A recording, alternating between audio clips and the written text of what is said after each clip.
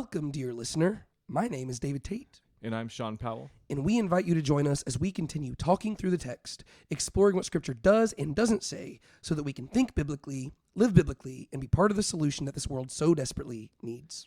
Dust off your sandals and strap on your tassels as we climb up the mountain to unlock the 5 books of Torah in Season 1, the Sinai Sessions. Today we are going to be talking about Exodus chapters 21 through 24, otherwise known as Parashah Mishpatim, or Judgments, or Justice, or sometimes known as the Covenant Code.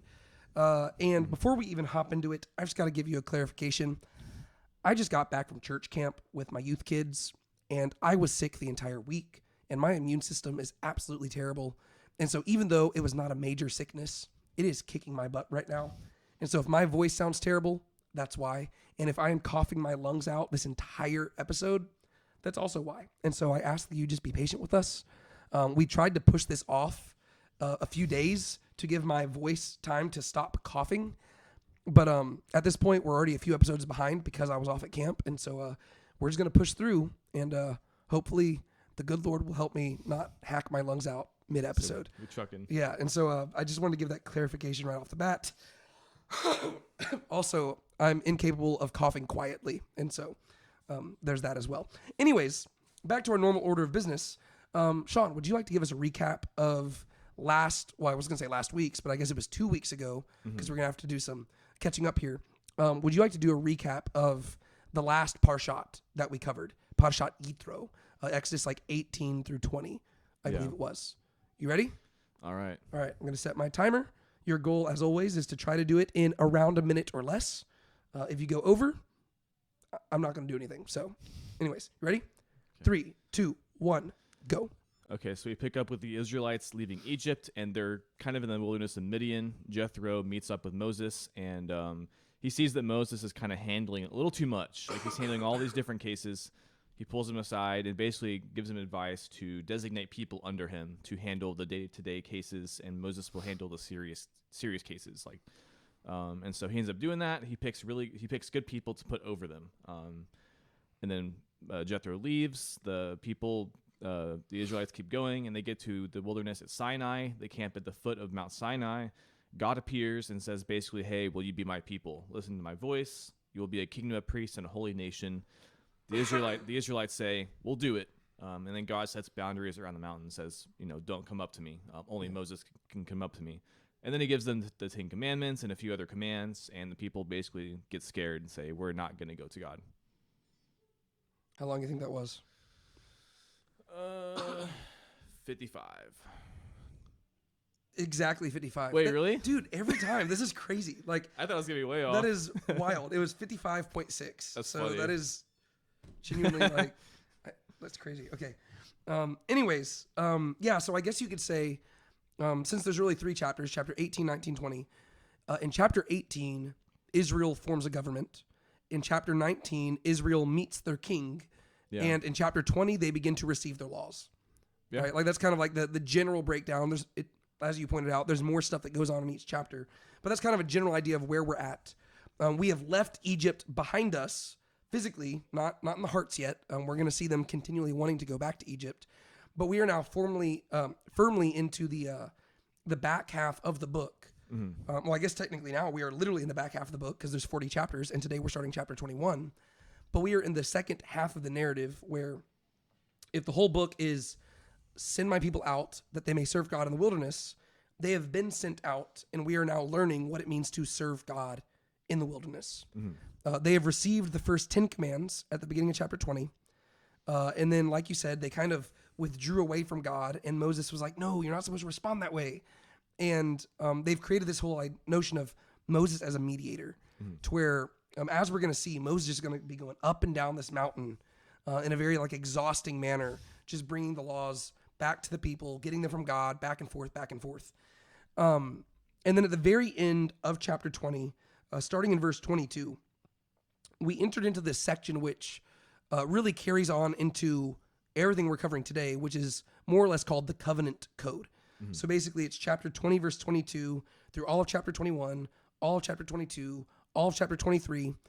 These are just basically a series of laws which kind of cover, they're almost like case studies. in every different facet of life for the people of Israel. And in a second, I'm going to ask you, what do you think the purpose of this is? But then to foreshadow where we're heading by the end of today's section, in chapter 24, the people are going to respond to this, right? Moses is going to come down, because the thing that sets this apart is that the 10 Commandments were spoken by God from the mountain in the presence of, like, the hearing of all the people. But now, in this section, Moses is up the mountain. He is receiving these commands from God. In chapter 24, he's going to come down. He's going to share them with the people, and they're going to say, we're going to do it. Then he's going to write it down. He's going to read it to the people a second time, and they're going to say, we're going to do it. And at the end of chapter 24, the covenant, which we call the Mosaic covenant, is going to officially be, like, ratified.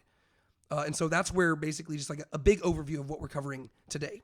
My question to you is, what is the purpose of the covenant code and all these laws? Yeah. I guess you could say there's probably more than one. There's probably at least a couple things to where, I mean, we did just read about how Moses set all these people like over having like he set all these different people to be basically judges over the people, to where he's not handling every single case. And so on one hand, I think that ultimately this is about, God revealing his character to the people, to where this is like, these have things to say about who God is and what he expects of his people. And I think practically speaking, it also makes sense that Moses, like, since Moses isn't handling all the stuff himself anymore, he has to bring this and teach it to the people that are going to be handling these cases. Because these are, a lot of this stuff is very like you said, they're case studies, but like they're also like judicial rulings and stuff, where it's like, this is the law, so this is what the people do in charge. So basically you have the 10 Commandments at the end of last week's section, and those are like the 10 like almost like formative principles that, like, they're not like the 10 major laws, but like they're the 10 laws that kind of like just like set the mood to get the ball rolling for the rest of the law, right?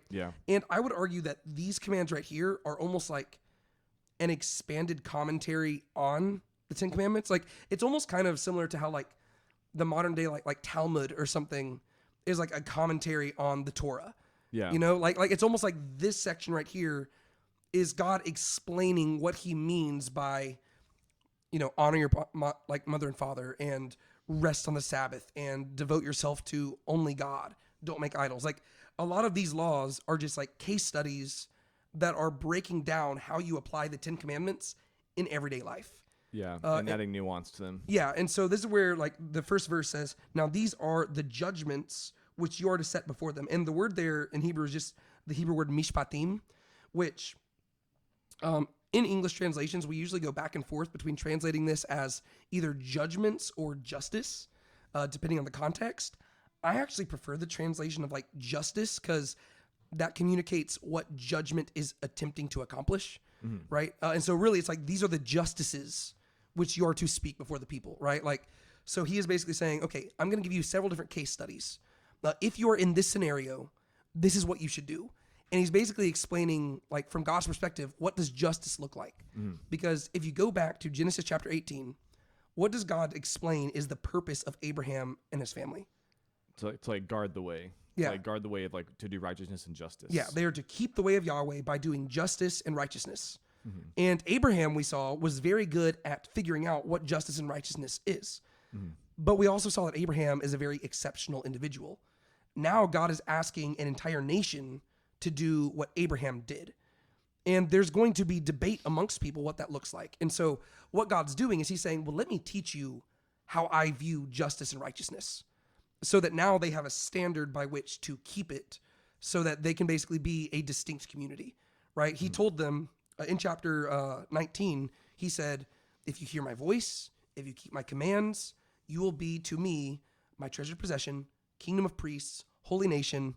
But again, in order to be all those things, they need to know how to hear his voice and keep his commands, right? So he is going to give them commands, and these commands are not exhaustive, right? He is not giving them every possible scenario that could ever come up.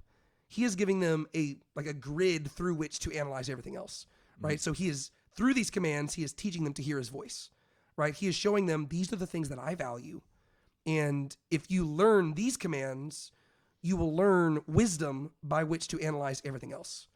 Right. And so I really think that's kind of the purpose of this, is like, it is teaching the people of Israel how to view the world as God views the world, and how to interact with the world as God interacts with the world. And later on, when you get to the New Testament, Jesus will explain that these commands were never meant to be like God's like ideal form of righteousness, but they were supposed to guide people to righteousness, right?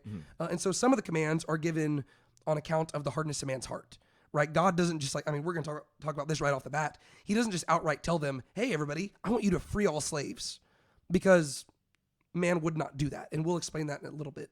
But what God does do is he gives commands that teaches them how to show justice to the slaves, which inherently implies that they might be tempted towards injustice. And that forces them to confront an issue in their heart and figure out, why would I be tempted towards injustice against slaves? Yeah. And why does God want me to show justice to them? Oh, there must be a difference between how I view slaves and how God views slaves. And so through the commands, he's teaching them to start moving away from a worldly way of thinking and move towards a righteous way of thinking, right? And so he is literally teaching them justice and righteousness. And it is his view of justice that is leading them to righteousness. And so the Torah is literally like, it is guiding them along the way to Yahweh, if that makes sense. And so that's kind of what I think the general premise of these is. And the way we're going to go through this is that if we went through every single command, we would be here a really long time. I mean, we already usually make pretty long episodes here. And so what Sean and I have done is that we have basically, as I was reading through this, I kind of created an outline of the different sections that you have. Yeah. Basically, verses 1 through 11 in chapter 21 are about slavery. Verses 12 through 36 are about like injuries. Verses 1 through 15 of chapter 22 is about property. And then verse 16 in chapter 22 through verse 19 in chapter 23 is all about just like various forms of holiness. And it's really just a modge podge of just different stuff. And so what we did is we went through and each of us highlighted 6 things in particular that we wanted to talk about. And what we're going to do, we're not going to go in order of the text. We're just going to go back and forth. Like I'll do my first one, he'll do his first one. And then we'll just talk about each of those. Just things that they're not necessarily the most important commands. They're just ones that stood out to us, things that we wanted to talk about, or things that we thought might provide insight to the character of God. Because really, I think that this section is really cool because it's allowing us to see really for the first time, what really, not for the first time, but the most explicit time, what God values, right? So far, it's been very implicit, through how God has treated people. But right here, God is this is what I expect you to do. And so you're getting insight into the heart of God. And that's really what the true beauty of the Torah is. It's teaching us who this God is and what he cares about. And so that's what we're going to do. And then at the end of that, there's a few other little things that we're going to tie up in a little bow and address at the end. But you know what, Sean? I'm going to let you go first. Okay. Would you like to talk about the first one that you wanted to address? Sure. Though I guess really my 1 and 2 are kind of one. But yes, with the animals and humans and stuff. I thought that section was interesting because whenever you read it, you kind of get this feeling that, in the section, God, he kind of holds animals and humans individually accountable for their actions. Could you explain a little bit more of what section we're dealing with?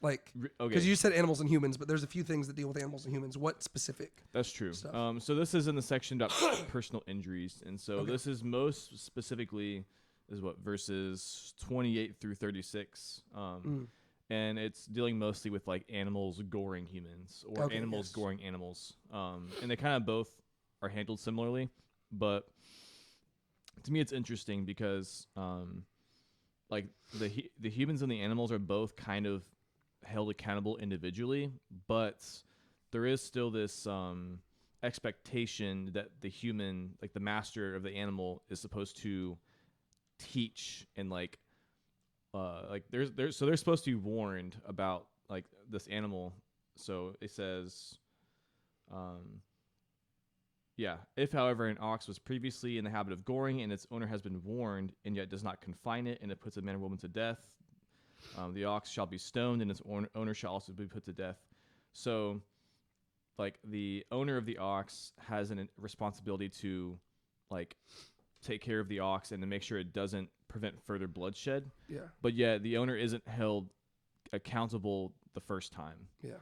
Like it says in verse 28, if the ox gores a man or a woman to death, the ox shall surely be stoned, but the owner of the ox shall go unpunished. And so I just kind of like that there's this nuance here of God isn't being unreasonable to where, like, you know, if you think about like nowadays, it's like if a person's dog goes and attacks someone, the owner isn't going to be punished like as the dog would, to where the dog will be punished. But from there on, if, you know, it's a known thing that dog does that stuff and the owner doesn't take responsibility for that dog, then they will be punished accordingly. Yeah.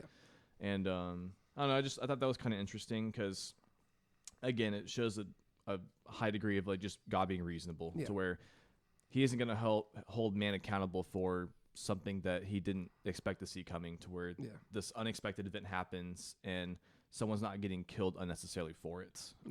But again, this owner has like this responsibility of being a watchman, to where they're supposed to, and actually really it's like a whole community thing, because it says, and the owner has been warned. And so this could be even if the owner wasn't there for the events.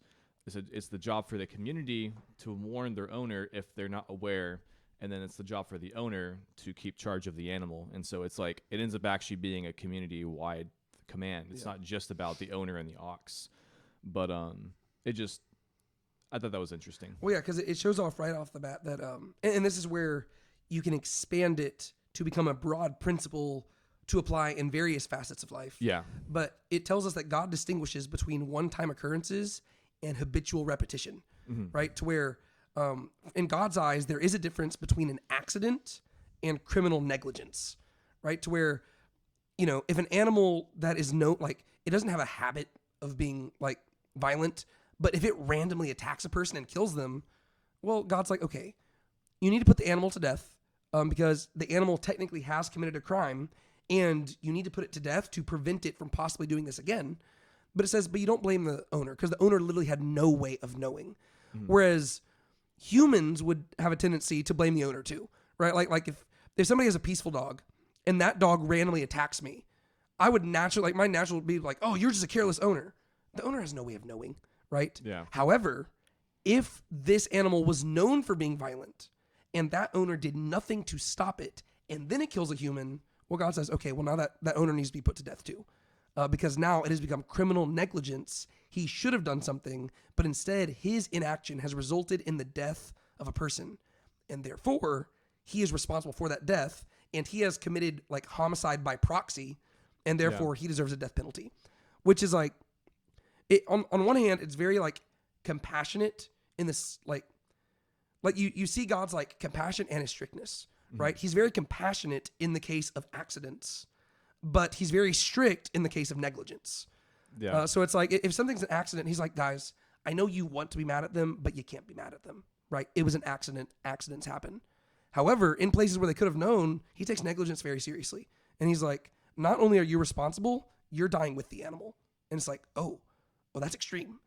And did you want to address the animal killing other animals alongside that? Or were you just like kind of addressing those together? Yeah, I can kind of address them together. But, yeah, that one's also interesting because it says, so if a one man's ox hurts another's so that it dies, they shall sell the live ox and divide the price equally, and they shall also divide the dead ox. Or if it is known that the ox was previously in the habit of goring, yet its owner has not confined it, he shall surely pay for ox, and the dead animal shall become his. And so here it sounds like so in the case of an animal goring another animal, the ox that gored the animal is going to be sold, and then the price of that ox is kind of divided equally. And so, like, it's a way of providing for the person who lost their animal, but it's also a way of not, like, totally punishing the owner as well. Because, once again, it was an accident, because it was a one-time occurrence. Yeah. And so, in that way, he's not being totally punished. And so, and then that way, again, the person who had the animal isn't also being... Neither one's being really totally punished because it's an accident, like you said. But then, again, if it's known that the ox was goring, yet its owner has not confined it, he shall pay ox, and the dead animal shall become his. And so there it's almost like a transfer of ownership to where like he gets the dead animal and then the other person gets his ox. And so this actually is like not the opposite, but like in this case, the person who was the victim is like, they're like thoroughly being provided for. Yeah. And so like they're being fully recompensated or thoroughly compensated, whereas the person who was negligent, they get nothing. Yeah. Yeah. And then what's cool about that is that it also lets you know that God values human life and animal life differently, right? Because you have two like scenarios which are exactly the same. You have an animal killing something, right? And in this case, it's an ox, but it could literally, I mean, you could follow it out for any animal, right? Yeah. If it's a dog, same thing. But if an animal like kills a human and it's a one-time occurrence, okay, well, you kill the animal, but you don't punish the human, right? If an animal kills another animal, okay, well, now it's going to be a little bit different, right? You sell the animal and you split the like cost, right? To where there is a cost to the person, but it's not as like severe, right? Because they're not losing the entire animal. They're at least getting paid half of it and the other person gets paid half as well, right? But then if it's a habitual thing, if the animal kills a human, well, now the owner dies. Whereas if the animal kills another animal, okay, the owner doesn't have to die, but they don't get anything in return. They lose that animal. And so you get to see it's the same like standard of justice being applied, but you get to see that killing a human is a more costly thing than killing another animal. And so again, you're like, all of these things are giving us insight into how God views things, right? He's teaching you compassion. He's teaching you strictness. He's teaching you justice. He's teaching you how to value and weigh life.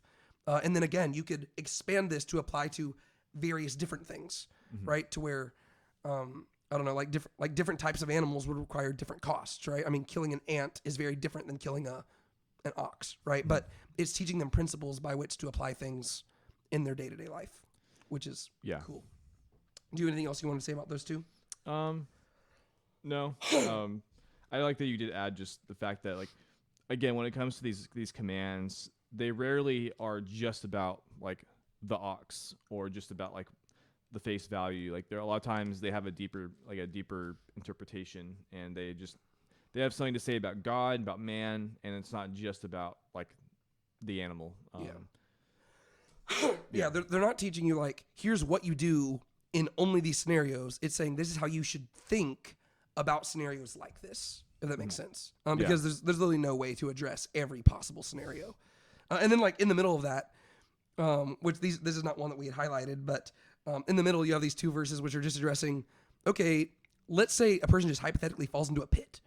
And the idea is, well, was the pit marked, right? And the idea is just saying, okay, well, if the pit was marked, well, then the person was just being stupid. They fell into the pit. If the pit was unmarked, well, then whoever owns the pit needs to financially compensate in some way because that was negligence on their part. And so, again, you have all these commands which are just teaching that God distinguishes between accidents and negligence. He distinguishes between humans and animals. He distinguishes between like one-time occurrences versus habitual stuff. And he wants his people to distinguish that way as well.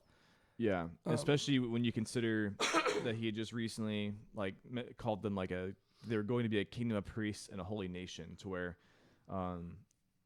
these principles are being taught. They don't start and end here. They're going to, like, the intention is that they're going to take this stuff to the nations, and they're supposed to teach them how to do righteousness and justice. And so, again, here it's talking about how, you know, they're like, these people are held to a higher standard for like being negligent in their duty. Yeah. And so the same thing, like, I wouldn't say that the nations are like an ox here, but like in the same way, they're supposed to warn the nations about, you know, not sinning and not doing this and that.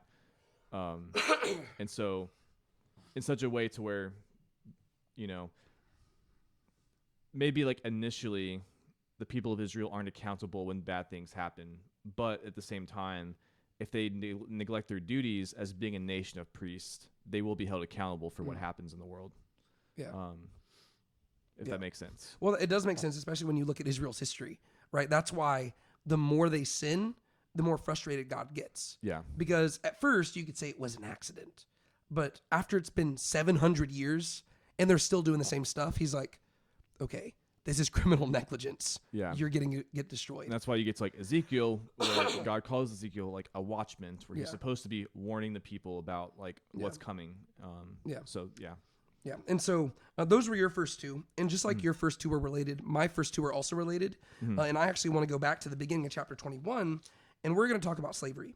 And in a second, I'm just going to have you actually read these verses because I think it's just worth like hearing them, and then I'll explain what they are saying and stuff like that. Okay. But first and foremost, let's just address like the whole question that people have about this, because there are many skeptics who go online, or not even online. I've heard conversations like this in person as well, where people say the Bible endorses slavery.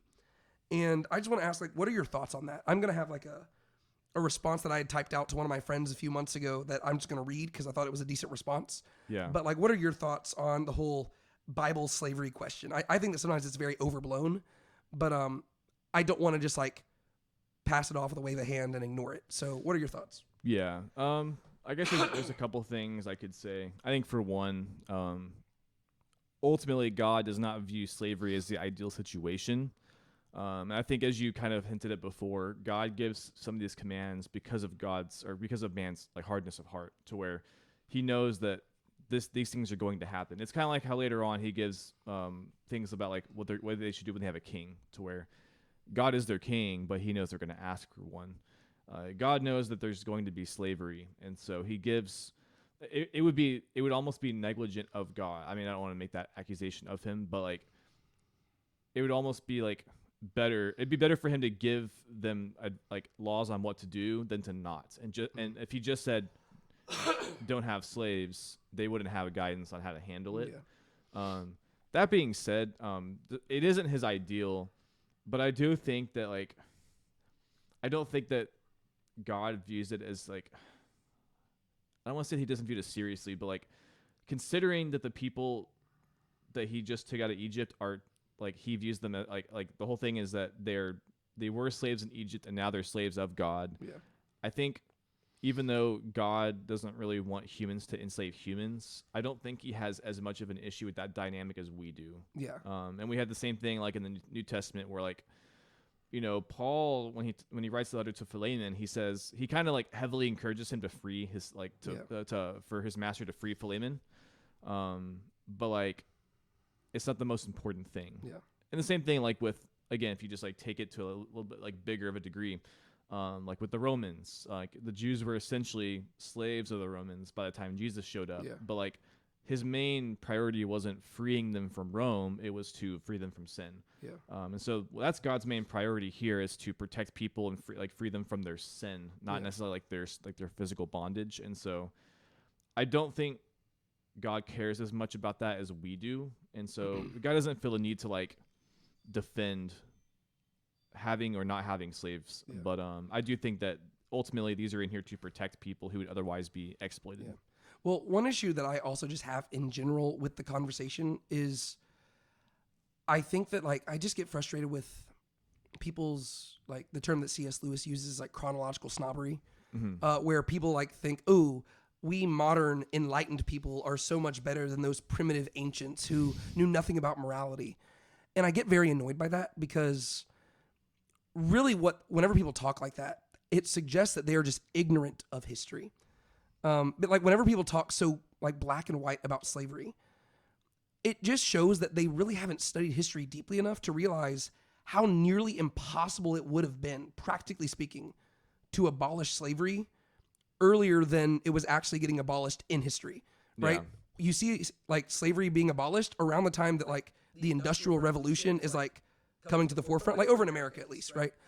Because it's like prior to like us having like all these crazy machines that can take care of like the fields, practically speaking, like I know that in like an ideal world, everybody works together in harmony and like plows their fields together and shares their crops. But like, if you know anything about the human heart, you just know that's not how people work together. And you also have to realize that the human heart is naturally like we've been talking about this in scripture. We have this tendency to take, and those people who are in authority have this tendency to oppress. Mm-hmm. And so slavery is a natural byproduct of the sinful human condition. And it became such a staple of the world economy that, and I'll explain this in like my little write-up thing that I'd said, but like to just like so casually dismiss it as if like, oh, why didn't God just like tell them to like free the slaves? Like, you don't understand how entrenched slavery was into like the culture. Like, if you just abolished slavery overnight, like all civilization would have like just collapsed immediately. And so that's why I just get annoyed, because I'm like, have y'all not studied like history? Like if you just got rid of slaves immediately, like somebody has to do the work, right? Yeah. I'm not saying that we should like own people and force them to do it. I'm just saying that like if you just outright abolished it without having something else to do the work, now all of a sudden everybody's dead. And so to me, that's why it's like, you just have to be more nuanced about this, to where there's a reason why, like the moment that we had the like technology to actually take care of these things, like you have people being like, okay, let's get rid of slaves. Cause like, that's like a bad thing. And they're like, we need to work, like try to work our way out of the system. And there's still slaves to this day and stuff like that. But I just get frustrated by people's like lack of nuance, where they just like kind of like snobbishly look back and be like, I'm so glad we're not like them primitive people who like knew nothing about good and evil. It's like, well, no, like this is like another thing that we take for granted is the idea that like every human has worth, right? That is something that we've talked about, how really the Bible, like the Torah, is one of the first ancient texts to really suggest that. When you look at other ancient texts from this time period, they don't like uphold the notion that every human being has worth. No, it's like if anything, like the kings have worth, and maybe other like royalty and like powerful people, but the idea that every human has worth is like, well, no, that's crazy. Whereas the Torah, Genesis chapter 1, is like, God says, no, I've made man in my image, man and woman. The idea is that everybody has worth. And so that's why whenever you get to the commands later on in Torah, God, like as we're going to see here, God's like, no, be kind to slaves and take care of them. And he is teaching them principles to where they are now being forced to look at these people who most people would say have no worth. And he's saying, well, guess what? You were a slave once, and they treated you like somebody who did not have worth. And so now learn from that and treat these people as people who do have worth. And he's teaching them principles by which eventually, over centuries and millennia, the abolishment of slavery will arise. Does that make sense? Yeah. And so that's why I just get very frustrated, because it seems very disingenuous. Like, you have people who just make these blanket statements, but they haven't actually studied history, and they haven't actually studied, like, I don't know, there's certain like certain values that they hold so close to their heart that they don't realize were introduced in scripture, right? The idea of everybody having human worth. Nowadays, we take that for granted. Ancient people did not take that for granted, right? And so you have Genesis 1 saying, hey, by the way, everybody has human worth. You're now in the second book, right? So literally Genesis 1, we get to Exodus, written by the same guy, mind you. And now this guy is giving instructions about slaves. You can't just immediately say, everybody has human worth. All right, let's abolish our economy. It's like, okay, no, like he's taking baby steps, if that makes sense. Yeah. And so this is what I had written to my friend. We've been like reading through the Torah with like a group of people from our church and like just other friends. And this is way back in Genesis, whenever he was just asking like, how do we reconcile Abraham being a righteous guy with him owning slaves? And this is what I had responded to him. I said, I think we just have to remember that slavery has been commonplace for the majority of human history. That does not make slavery a good thing. It's just a matter of fact. Tractors and bulldozers haven't always existed, so slavery was a byproduct of living in an agrarian society. We usually take this for granted since we rely on machines and technology to do most of our work nowadays, and we don't go many days wondering where our next meal is coming from, right? I mean, we have refrigerators, we have microwaves, we have things to preserve our food. They did not have that back then. Yes, slavery could be abused, and we see Abram and Sarai abusing it in the story with Hagar. But it still was slavery. It still was a human institution which God permitted. Hence why the Apostle Paul urged Onesimus to submit again to his master Philemon. And even in Ephesians and Colossians, Paul says, slaves, submit to your masters, right? He's not saying it's an ideal like system, but he is saying it's a system that God has allowed, and therefore submit in authority. The way I see it, if God outright commanded all slaves to be freed overnight in the Torah, there would be two different outcomes. On one hand, you could have the people obey the command, and I view that as the less likely option. But in this case, apart from divine intervention and miraculous provision, society would basically collapse overnight, right? So if they did obey, like if Moses were to say, free all the slaves, if they obeyed that, society would collapse unless God directly intervened in like this miraculous way. Because slaves are now without employment, fields are now without workers, and the economy entirely falls apart, right? So that's one scenario. The second scenario, which I feel is the much more likely scenario, is that the people just disobey the command, right? Keep in mind, there are commands in today's section that God is going to give that are much simpler than freeing slaves, and the people are never going to listen, right? They can't even keep the Sabbath day, right? He tells them to take a day off work, and they're not going to listen. You think they would listen if he said free the slaves? Like, no, they're not going to, right? And so given how terrible the Israelite people were at obeying less severe commands, such as keeping the Sabbath, this seems far more likely. In this case, God has laid down a moral principle, but it's going to go entirely disregarded, potentially running the risk of causing people to disregard his other commands as being unreasonable or unrealistic. And so it becomes no better than virtue signaling, right? If God said free the slaves, people would be like, okay, well, I guess God doesn't like slavery, but then they would just say that, like, it would be such an extreme command, they would just disregard all the other commands as well, because it would almost be like what he's asking is unrealistic for them, right? And I don't think that's what God's trying to accomplish here. So instead, what God does do is the wise and redemptive thing. He doesn't outright ban slavery, but he lays down principles in Torah and in the rest of Scripture that communicate the equal worth of every human being. Thus, over time, followers of God can come to recognize an issue in society and lay down the groundwork to have it abolished. This is what we actually see happen throughout history, right? So to me, that's like a more, like, if you just like look at it practically, like if God had said free slaves, well, the people either obey or disobey. If they obey, society collapses overnight if God doesn't intervene miraculously. If they disobey, well, now the command's there, but they're just disobeying it, right? And so the better thing and the wiser thing is for God to say, hey, treat slaves with compassion. And he teaches them how to view slaves so that over time they begin to realize, you know what? Maybe slavery is not good. And then centuries and centuries later, you end up having, like the church leading the movement against slavery, right? Yeah. And so to me, I think that that's just a much more practical way of doing things. And that's what God did because he is wise. So there are my thoughts on that. Do you have any other thoughts that you'd like to share there? No, I think you hit it pretty well. Okay, I just wanted to address it because we haven't addressed that, and slavery is going to be a recurring theme throughout Scripture. So Yeah. I just want to mention it. Could you read verses 1 through 6 for me of chapter 21? Yeah. Now these are the judgments which you are set before them. If you buy a Hebrew slave, he shall serve for 6 years.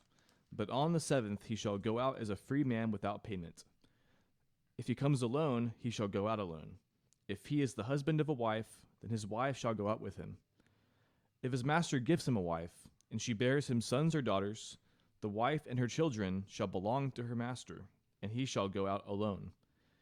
But if the slave plainly says, I love my master, my wife, and my children, I will not go out as a free man, then his master shall bring him to God, and he shall bring him to the door of the doorpost. Then his master shall pierce his ear with an awl, and he shall serve him permanently. Yeah, so these are like the first set of instructions towards Hebrew slaves, and this was like the first thing I really wanted to talk about. The Torah will talk about how to treat Gentile slaves later on in Leviticus, and we'll talk about that when we get there. But right here, we get to see what I think is a really cool notion of how, like, again, to me, it already carries with it the hint that God, like, wants slaves to ultimately be freed. He says, okay, whenever a person becomes your slave, and people will debate about whether this slavery is the same as American slavery and stuff like that. I don't even want to get into that debate. I think let's just call it slavery, right? And he says, okay, for 6 years he should work for you, but in the 7th year he shall be freed, right? So it's like the following the Sabbath principle, right? 6 years of service, on the 7th year you free him, which tells you that God recognizes that there is a tendency for people who are masters of slaves to abuse that and hold on to them as permanent possessions. He says, don't treat it like that. This is a temporary, like, working situation, right? So usually it'd be, if somebody is poor, they can't provide for themselves. Okay, well, they can sell themselves into slavery and they can work under a master for 6 years to get back on their feet. And during those 6 years, the master is called to provide for them and to take care of them in exchange for service, right? And so the idea is that, okay, you have 6 years to help them get back on their feet, and then you have to give them the chance to be freed. Whether or not the people obeyed this law, Scripture doesn't really tell us. But this is what God is commanding, right? He says in the 7 years, you should give them the chance at freedom. But then he goes on to explain, well, there's going to be like nuance, because it's like, okay, does this person have a wife? Does this person have kids? Right? And so he begins to explain a little bit more of what this looks like. And so if the person was single when he entered into slavery, then he shall be single when he leaves, right? If he was married when he entered into slavery, then his wife will be freed with him, right? So the idea is how you are whenever you sell yourself into slavery is how you are whenever you leave, right? If you're a single man, then you leave single. If you're married, you leave married. The question becomes, what if you get married during those 6 years, right? Because if you get married during those 6 years, the implication would be that the master is the one who gave you the wife. Mm-hmm. And therefore, technically speaking, that woman is another one of his slaves. And so all because you've reached the 7th year doesn't mean that necessarily that woman should be going free. And so it says that if the master gives him a wife, then the wife and the children technically belong to the master, which would put the man in a kind of weird situation. However, I think the implication would be that if he wanted, he could work a little bit longer, and eventually that woman would presumably get to the 7th year as well. It doesn't really specify that. It seems like we're going to talk about women slaves in a second, to where it seems like they might have been more of a permanent thing, but it seems like they were treated specifically as wives, and we're going to talk about that in a second. But the question becomes, how does the man respond to this, right? Because maybe he loves his wife, maybe he loves his kids, right? That'd be the ideal scenario. But there is an option here to where if the man wants to, if he's attached to his wife or his kids, or if he loves his master, he can say, you know what, I'm actually going to stay here, and I'm going to be a permanent slave. And so the man can sell himself into permanent slavery, in which case they like brand him and he becomes a slave forever. But that has to be a voluntary choice. It can't be like by compulsion. And so it is a choice of, like, the master cannot say, you're my slave forever. The man has to choose to do that. Yeah. My question to you real quick is, because this is where some people might have an issue and they might say this is immoral. Why do you think it is that God said, like, why doesn't God just tell them, you must free the women and the children as well? Well, because like you said, the master is the one who gives him the wife. And so I think that for us, we might feel entitled. Like, we would feel maybe entitled that we, would get to have the wife and the kids, whereas I just don't know if that is necessarily there to where, because especially remembering, like, what kids would be like future, like, workforce. Labor and workforce. And, the wife also takes care of things too. So if this guy sells himself into slavery, works for 6 years, and then takes wife and kids with him, he's kind of stealing from the master, I would say. That's not like really the agreed upon situation. Yeah. Like, he's taking more leaving than he did. Like, he's taking more than his wages when he leaves. Yeah. And in addition to that, I think that this is, while it does sound like it's breaking up a family, I think it is supposed to be an act of compassion towards the women and the children.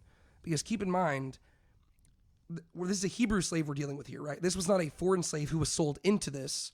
This is a person who willfully entered into it because they were in dire straits, right? And so after 6 years, they might be able to take care of themselves. They might not be of like a financial position to be able to take care of a wife and children. Whereas a master is probably of the, like, since he already owns these, like, he is probably of the ability to take care of them. And so I think this is actually supposed to be an act of compassion towards the women and children, because instead of sentencing them to a life of hardship, where they're just struggling to make ends meet, well, no, they're being provided for by the master, who had given them to the man. And then if the man wants to stay with them, which I would think the man would, well, then the man should choose to just stay there, and remain as a slave. But the thing is, I think that, like, you have to read this in the ideal scenario where all these things are being followed. This says a lot of good things about the master, right? If the master is following God's commands and he is willing to free this person during the 7th year, that implies that he's probably a good master. And if he gave this woman to the man, that implies that he was probably trying to care for the man in some way.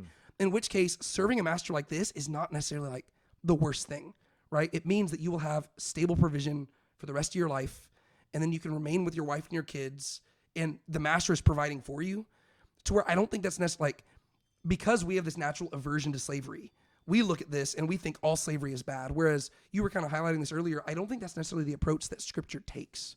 I think that it says that the abuse of slavery is bad. But if you have somebody that is following this correctly, it's not abusing slavery. It's a master who is graciously providing for his slaves, which is no different than God graciously providing for us. Yeah. Right. And so it's if anything, it's become less of like, it's become more of just like a job, I guess. Right. It's literally permanent job security, to where whenever that master brands you, that's not him saying just you are mine forever. He's also saying I am yours forever. You know what I mean? Yeah. Because it also says you can't sell them to like other people, right? Like they are yours.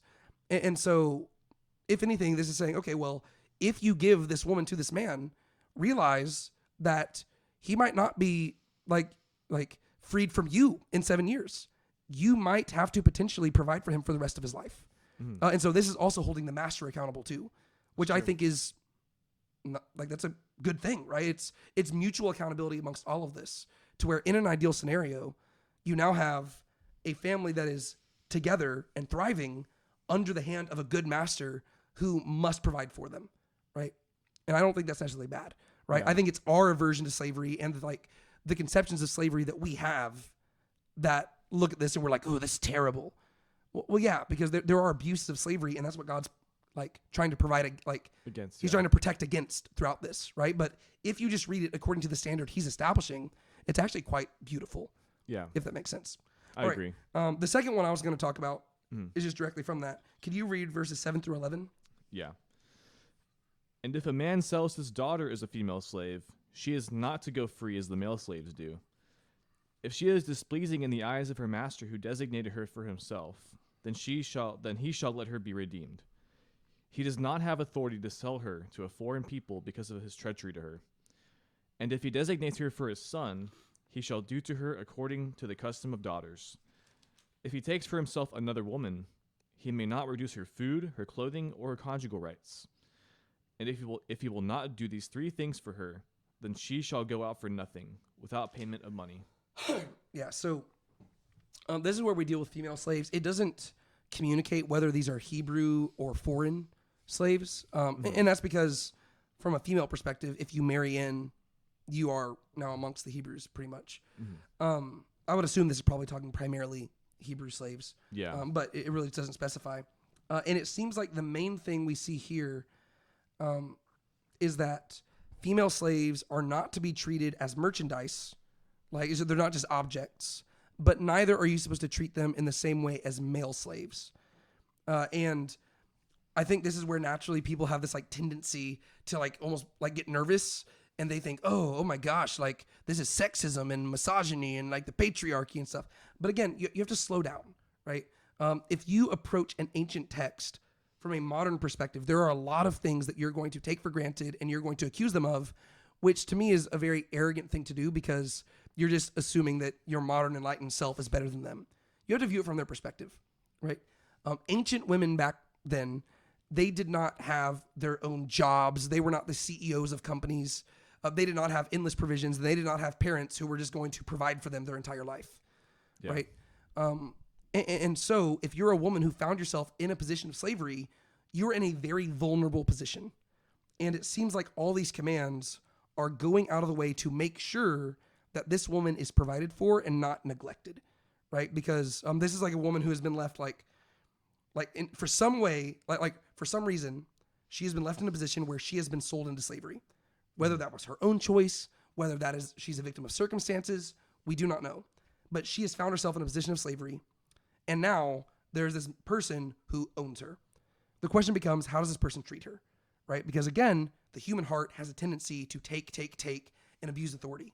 And every single thing that God says here is meant to protect the woman, right? Yeah. For us, from a modern perspective, we look at this and we're like, oh, well, why wouldn't you just free her? Okay, well, a woman who is in a situation like this, if you freed her, she is probably so destitute that she will just die. because most men at this time period are not going to just go marry a freed slave, right? And you might say, oh, well, that's just really shallow of them. Yeah, you can say that. But again, that's the human heart, right? We are sinners, right? We're not dealing with an ideal world. This is not like, again, Scripture is not dealing with a utopian society, right? God is giving commands of justice and righteousness to a people who are living in the real world. And so he's trying to point them to justice and righteousness while also accounting for the hardness of heart, right? Yeah. You can never lose sight of that. And so the implication seems to be that if a woman became a slave, she would, by definition, become a concubine of the man, right? That just seems to be implied because it even talks about her having like conjugal rights and stuff like that, to where it seems like if this man owns this woman, he owes her the opportunity to have children. And that would be the greatest way of providing for her, right? In addition to providing her food, in addition to providing her clothing, he also provides her with a man or a child who could presumably like grow up to provide for his mother, right? That is like the thing that is expected of this. And so again, God's ideal is, monogamy, right? His ideal is just one man, one woman, but he's dealing with people who he knows are not going to do that. And so he says, if you have a female slave, provide for her. And he expects for them to provide in this way. And so it says, if he decides not to marry her, right? So if she is evil in his eyes, first off, he must allow her family to buy her back, right? That's like the first thing. So if he says, okay, I've got this woman, but I'm not going to take her into my house and I'm not going to make her mine, and the implication would be that he's not going to provide for her conjugal rights and all that stuff, then he needs to give the family an opportunity to buy her back and purchase her freedom. That seems very fair to me, right? Yeah. Because basically, at that point, he is just reducing her to like just an object of his possession. And the scripture is saying, nope, you cannot do that. You cannot just reduce a person to an object, right? She has value. She has dignity. If you're going to deprive her of her rights, you have to sell her back. And if they refuse to do that, well, then we have to wrestle through the implications of that. But so he cannot, he must let her family try to buy her back. And he cannot sell her to a foreigner. Why do you think that is? Well, for one, if he sells her to a foreign people, then it's probably not going to guarantee she's protected. Yeah, because they have different laws, Yeah. right? And they are not some foreign laws did have things protecting slaves. A lot of them did not. And so the idea is no, if you are a Hebrew person and you own the slave, it is your job to protect her. And if you sell her to a foreign person, you're not guaranteeing her protection, right? You might be putting her in a very dangerous place. And so if she is yours to protect, right? So again, it is to take care of the woman. And then ultimately, he is accountable for breaking the commitment, right? So if he purchased her and then he ends up rejecting her, then he is the one to blame and he is held responsible. Yeah, it says his treachery to her. Yeah, which is very interesting because, again, it says if she is evil in your eyes. And that is a very vague term. It could just mean displeasing, but it could mean that she did something to displease him. It doesn't specify. Just if she is evil in your eyes. That's what it literally says in Hebrew. Okay, well, no matter what, you are the one in authority. And whether she did something wrong or whether you just rejected her, you're the one who's responsible for her. And if you don't want to take her in, then you're the one who needs to answer for that because you have committed treachery. I think that's a good standard, right? It's showing that God is trying to protect these women from being abused. And so if he gives her to his son, he must treat her as a daughter, right? He is no longer treating her as just a slave woman, and he is not going to encourage his son to treat her as an object. Nope, you treat her as a daughter, as any other wife that you would give to your son. That's how you treat her. And if the master decides to take another wife, then he must continue to provide for the woman, right? He can't say, oh, well, I'm on to bigger and better things, and so you just go suffer and die. Nope, you have taken her into your house. It is your duty to provide for her and make sure she does not suffer, right? You cannot just treat her like baggage thrown to the side. Yeah. You must continue to provide for her, to where all the weight of responsibility is on the master. And if he refuses or fails, she must be released without payment, right? So if he fails to provide, then she must be freed. And I think the implication would be that he must try to find a way to provide for her, but obviously he's failing to do so. And so at the very least, I mean, I already talked about how being freed as a woman might not be ideal, but it is certainly more ideal than being forced to remain in the house of somebody who is actively not providing, right? And so to me, I thought those are all really cool commands. Again, if you just go into it with a whole snobbish, like, ooh, your Bible isn't outright free slavery, like free slaves, yeah, you're going to have problems with this. But if you just step into the mind of an ancient person and view slavery as just a matter-of-fact thing, you can see how God is providing for them along the way. Yeah, for sure. And so the general principles that you see about slavery here is that servitude is temporary and less freely chosen. Love and not force is the only basis for permanent service, right? So it can't come by compulsion. The slave must choose to do so. Women in vulnerable situations receive legal protection from exploitation. And then lastly, economic hardship does not deny a person's dignity and rights, right? So that's just like the general things that we learn here from the slave thing. And so I spent a little bit longer on that than I'm going to on the other things, but since slavery is such like a hot button issue nowadays, especially from skeptics, I wanted to kind of explain it a little bit more. But those are the first two things I want to talk about. What is the third thing that you wanted to address? Yeah, so at the beginning of chapter 22, we have, the first section of 22 is about just property rights. But we kind of start the chapter off with a couple of verses that kind of read weird initially. But so it says, if a man steals an ox or a sheep and slaughters it, he shall pay 5 oxen for the ox and 4 sheep for the sheep. If the thief is caught while breaking in and is struck so that he dies, there will be no blood guiltiness on his account. But if the sun has risen on him, there will be blood guiltiness on his account. He shall surely make restitution. If he owns nothing, then he shall be sold for his theft. And it was a section that read kind of weird to me at first, just because of like the pronouns and stuff. But the section to me is interesting because there is like this, weirdly enough, like in the middle of this section that talks about the punishment for stealing, there is also protection against a thief, to where Protection for the thief. Yeah. To where you have two scenarios. One is a thief breaks in and is killed at nighttime, versus this thief being killed during broad day, like during daylight.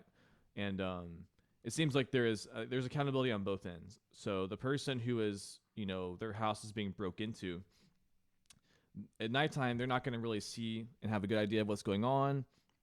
And so it makes more sense how this might lead to the thief being killed, because they're acting in self-defense. They don't know if the thief's trying to kill them or kill their family or do what, kill their livestock. And so it makes sense.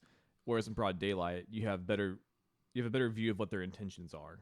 And so you have less excuse to outright kill this man. Yeah. And so there is protection to where, people are less able to exploit that. Because you could imagine, like, the reason people steal is because they're poor. Usually. And so there's protection here to where people aren't exploiting people who are being driven to steal by killing them in broad daylight and then saying, oh, well, I was just acting in self-defense. To where, it's clear they're not. Whereas at nighttime, it's not even that different from the previous section with the animals, to where it kind of accounts for like more accidental versus more intention. It accounts for intention and like ignorance, to where with the animals, accidents happen. There's still consequences, but they're not as severe as someone who is knowingly neglecting doing their duty. Same thing here. There is still things that happen when someone breaks in at night and is killed, but it's not as bad as someone who is knowingly killing someone in broad daylight. Yeah, so you just get to see that in this section there's both protection for the victim and for the criminal, which I would argue that the protection for the criminal is the more unexpected thing. Yeah. Right? And that's where, again, you're getting to see God's heart behind this, to where on one hand, you do want to protect the victim because they're the ones who are primarily being harmed, right? And so it says, the greater the theft, the greater the restitution. And the thief needs to pay back. But then he says, in the middle of all that, like you're pointing out, let's say there's a hypothetical scenario where this guy breaks in and the homeowner responds, and the way that he strikes the person, the thief ends up dying, right? The thief is now incapable of paying anybody back. The question becomes, how do you treat this death, right? If it was at nighttime, well, the homeowner couldn't really analyze the situation well enough. You can't really judge their motives. And so you'll just say it's self-defense, right? And you don't hold the homeowner accountable. He did not know better. It was the middle of the night. However, if it's daylight, that's a little bit different, right? And the way he responded to this thief, I mean, I guess there's probably scenarios where maybe this is where you would have to like know more about like the case by case scenario. Like if the person was showing deadly force, well, then maybe deadly force was warranted. But it's pointing out that if the person was just stealing and you murdered the person for stealing in broad daylight, okay, now you're actually accountable for that because the punishment that you gave was not fitting for the crime committed. And I just think that's very interesting, right? That's actually, that's, I guess, arguably different than how we would treat it over here in America, right? Because this is showing more like compassion towards the criminal. And it says, yeah, if you kill this person in broad daylight, then that's actually on you. Yes, they did a bad thing, but you did a worse thing. They were trying to steal property from you, but you stole their life from them. Yeah. Which again is just interesting. But the implication would be, again, that this is not in a moment where the person is showing deadly force against you to where, because that would again be self-defense and stuff like that. But I just think that is interesting that he's protecting both in this moment. And that's not going to be the only time we see this throughout this section where he is actively like protecting victim and criminal.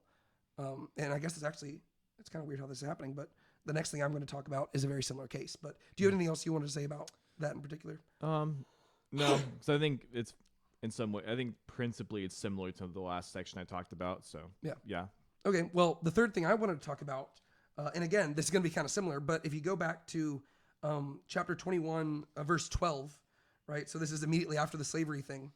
But this is where you have principles about like homicide, right? Mm-hmm. So this is at the very beginning of like the whole personal injury section. And it starts off with like just death. And so I'm going to read this. This is verses 12 through 14. It says, "He who strikes a man so that he dies shall surely be put to death. But if he did not lie in wait for him, but God let him fall into his hand, then I will appoint you a place to which you may flee. If, however, a man acts presumptuously toward his brother so as to kill him by deceit, you shall take him even from my altar so that he may die." And I just found this interesting because, again, this is where we get to see how God distinguishes between, I guess, intentional murder and accidental manslaughter and stuff like that. And so the general principle is that, on one hand, murder deserves the death penalty, right? On the other hand, accidental killing merits refuge. And then thirdly, premeditated murder has no protection whatsoever. And so there's really like three different types of cases here. One is just an act of murder, which like it was intentional, but it was in the moment. And he says, okay, even if it wasn't premeditated, you took a person's life knowingly, that deserves the death penalty, right? And all of these, keep in mind, is different from like self-defense, right? That's not what's being talked about here.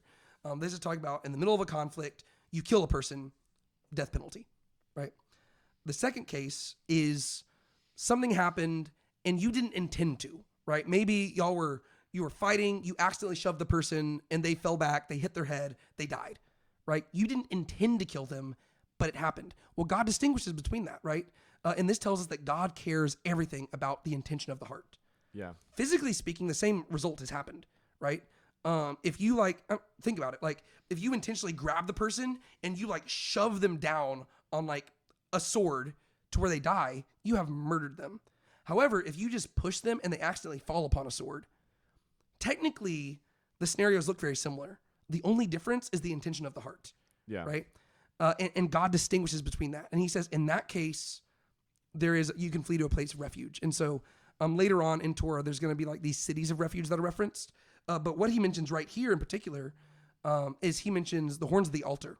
And that's because, keep in mind, Moses is not writing to people who are living in the promised land. He is writing to people who are living in the wilderness. And so at this time period, the place of refuge is going to be the horns of the altar in the tabernacle, right? And I think this is kind of beautiful because the tabernacle is a place that you can only enter into in very specific scenarios, right? You have to be clean. You have to be holy. And so not everybody can enter in there.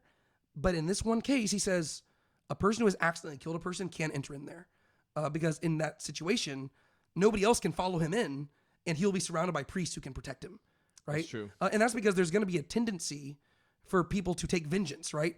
Because while God cares about motives, humans typically don't. Yeah. Right? Like if you accidentally kill my kid, I'm going to want your blood, right? Because the thing is, I don't care about what your heart was behind it. You stole my child, right? And so you're going to go out for blood. And so God says, we can't let people seek vengeance. And so he basically appoints a place for refuge. And in the wilderness, that is going in there and holding on to the horns of the altar. But then he specifies, thirdly, if it's premeditated murder, there's no protection for you whatsoever, right? So that's like the most extreme scenario. If you thought about it ahead of time and you intentionally killed the person, I'm not protecting you. Easy death penalty. Yeah. But the idea is that for the person who flees to the place of refuge, there's going to be some sort of trial where they try to figure out like, was this for sure an accident? And then if it was an accident, they're going to provide protection for this person so that, vengeance is not allowed, right? Yeah. But if their guilt is determined, well, then they're removed from the altar and they will receive the death penalty. And you're going to see something very similar to this in the beginning of First Kings. Whenever Joash, to where you have one of David's sons trying to usurp the throne before Solomon is appointed, and then David is going to be like, "Oh no, I want Solomon to be king," and it was or Joab, right? Joab, David's commander, had been the one who was like trying to get the other king inaugurated, and he realizes, "Oh crud, I messed up," and so he flees towards the temple and he like holds onto the altars, but then they have him killed even on the altar. Well, I guess it's not. I might be getting characters mixed up there. It's in First Kings chapter 1 or 2, but it's during that scenario. I forget who it is who's like. I think it might even be the. Sorry, this is gonna bother me. It really is not that big of a deal to look up right now. Yeah. But I'm trying to remember if he says like, "Don't come back" or something. Well, I think Solomon shows compassion in that moment, but then later on he kills them. Yeah. It was Adonijah who was trying to usurp him. Joab fled to the tent of Yahweh, took hold of the horns of the altar, and it was told to Solomon that Joab had fled to the tent of Yahweh, and behold, he is beside the altar. Then Solomon sent Benaiah the son of Jehoiada and said, "Go fall upon him."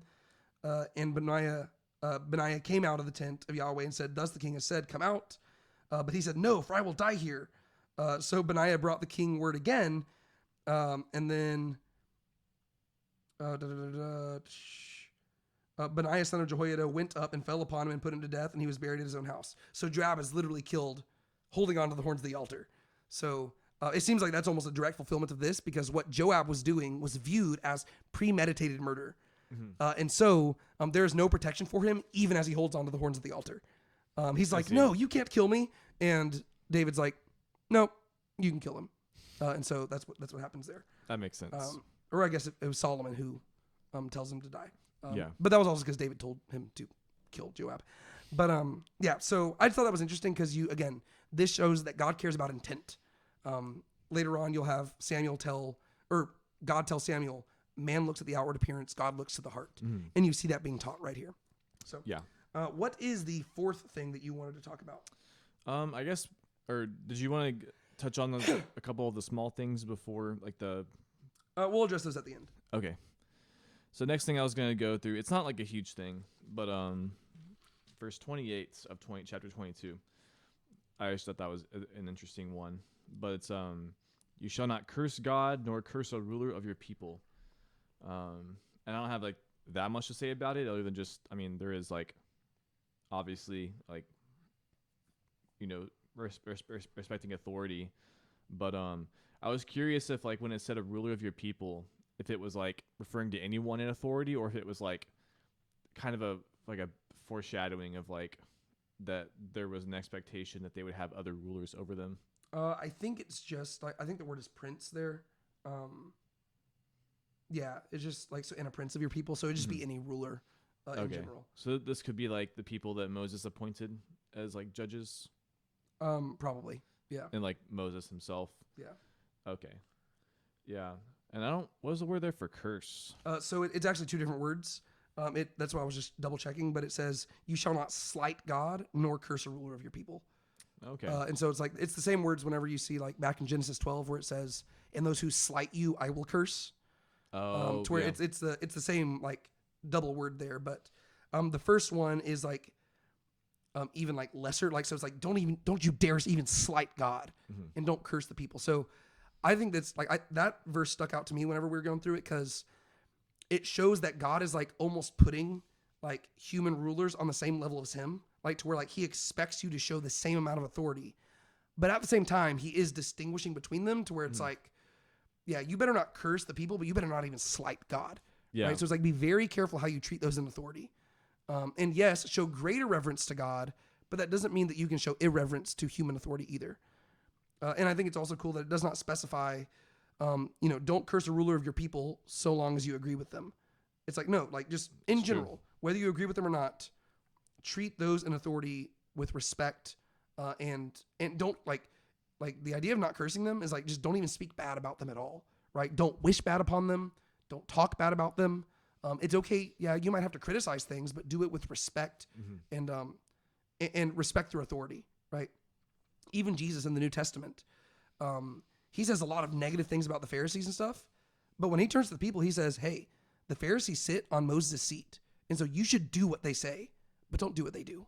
And that's when he goes in and says, woe to you, scribes and Pharisees, hypocrites, to where he says, yeah, these people are trash and they are probably not going to end up in heaven, but they're an authority placed by God. And so you should listen to what they say. And like, it's a very like nuanced approach, but I did think that verse was cool. What else were you wanting to say about that? Not much, but just, I guess you could argue that a lot of these laws kind of stem from some sort of like authority dynamic, but, just in general, the principle of respecting those in authority above you, like without like distinguishing, is just a big thing. Yeah. And that's just something that I think we miss a lot in our current culture where we just, especially like in America, because we're all about like independence. Yeah. We just have no reverence for authority whatsoever. And we're all about like, I'm an independent person who I don't need nobody telling me what to do. Whereas that's just not the worldview of the Bible. Yeah, we think it's like a God-given right to be like almost like free spirits who get to do whatever we want to do. Yeah, where it's like, well, no, like God has placed authority above us, and we should respect it, and we should serve them, even if we don't agree with everything. Like that's where democracy is a beautiful thing, but it has in many ways like poisoned our minds. Because it makes us think that all because we have like a vote, it means that like we don't have to listen. But it's like, well, no, like we have to trust that God has governed those votes, and whoever he has allowed to be placed in charge, we should listen to them. Doesn't mean we have to agree with everything, but we should submit them, and we should not go out of our ways to just like badmouth them and talk bad about them and show them lack of respect. You submit. Yeah, and this one's like especially like, I mean, I don't know if I say it's especially true for us necessarily, but with like the internet, it's so much easier to like curse the ruler of your people, to where like people are very comfortable saying things they probably shouldn't online about people that are in charge. Yeah. The fourth thing I wanted to talk about is back in chapter 21. And I might actually just have you read all of these. Some of them are kind of funny. I don't need to talk about all of them. I'll probably give like a summary of it. But could you read verses 18 through 27 of chapter 21? I'm having him read a lot because if I read too much, I will just cough a lot. So,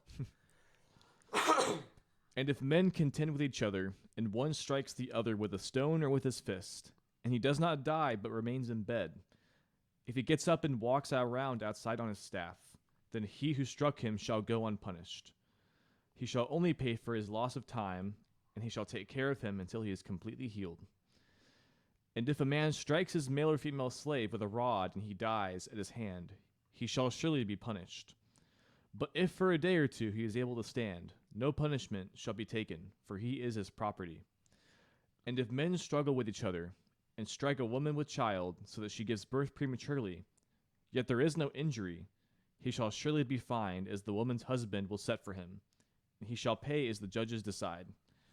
But if there is any further injury, then you shall pay life for life, eye for eye, tooth for tooth, hand for hand, foot for foot, burn for burn, bruise for bruise, wound for wound. And if a man strikes the eye of his male or female slave and ruins it, he shall let him go free on account of his eye. And if he knocks out a tooth of his male or female slave, he shall let him go free on account of his tooth.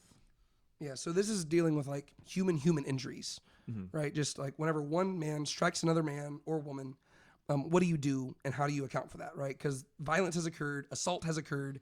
What do you do?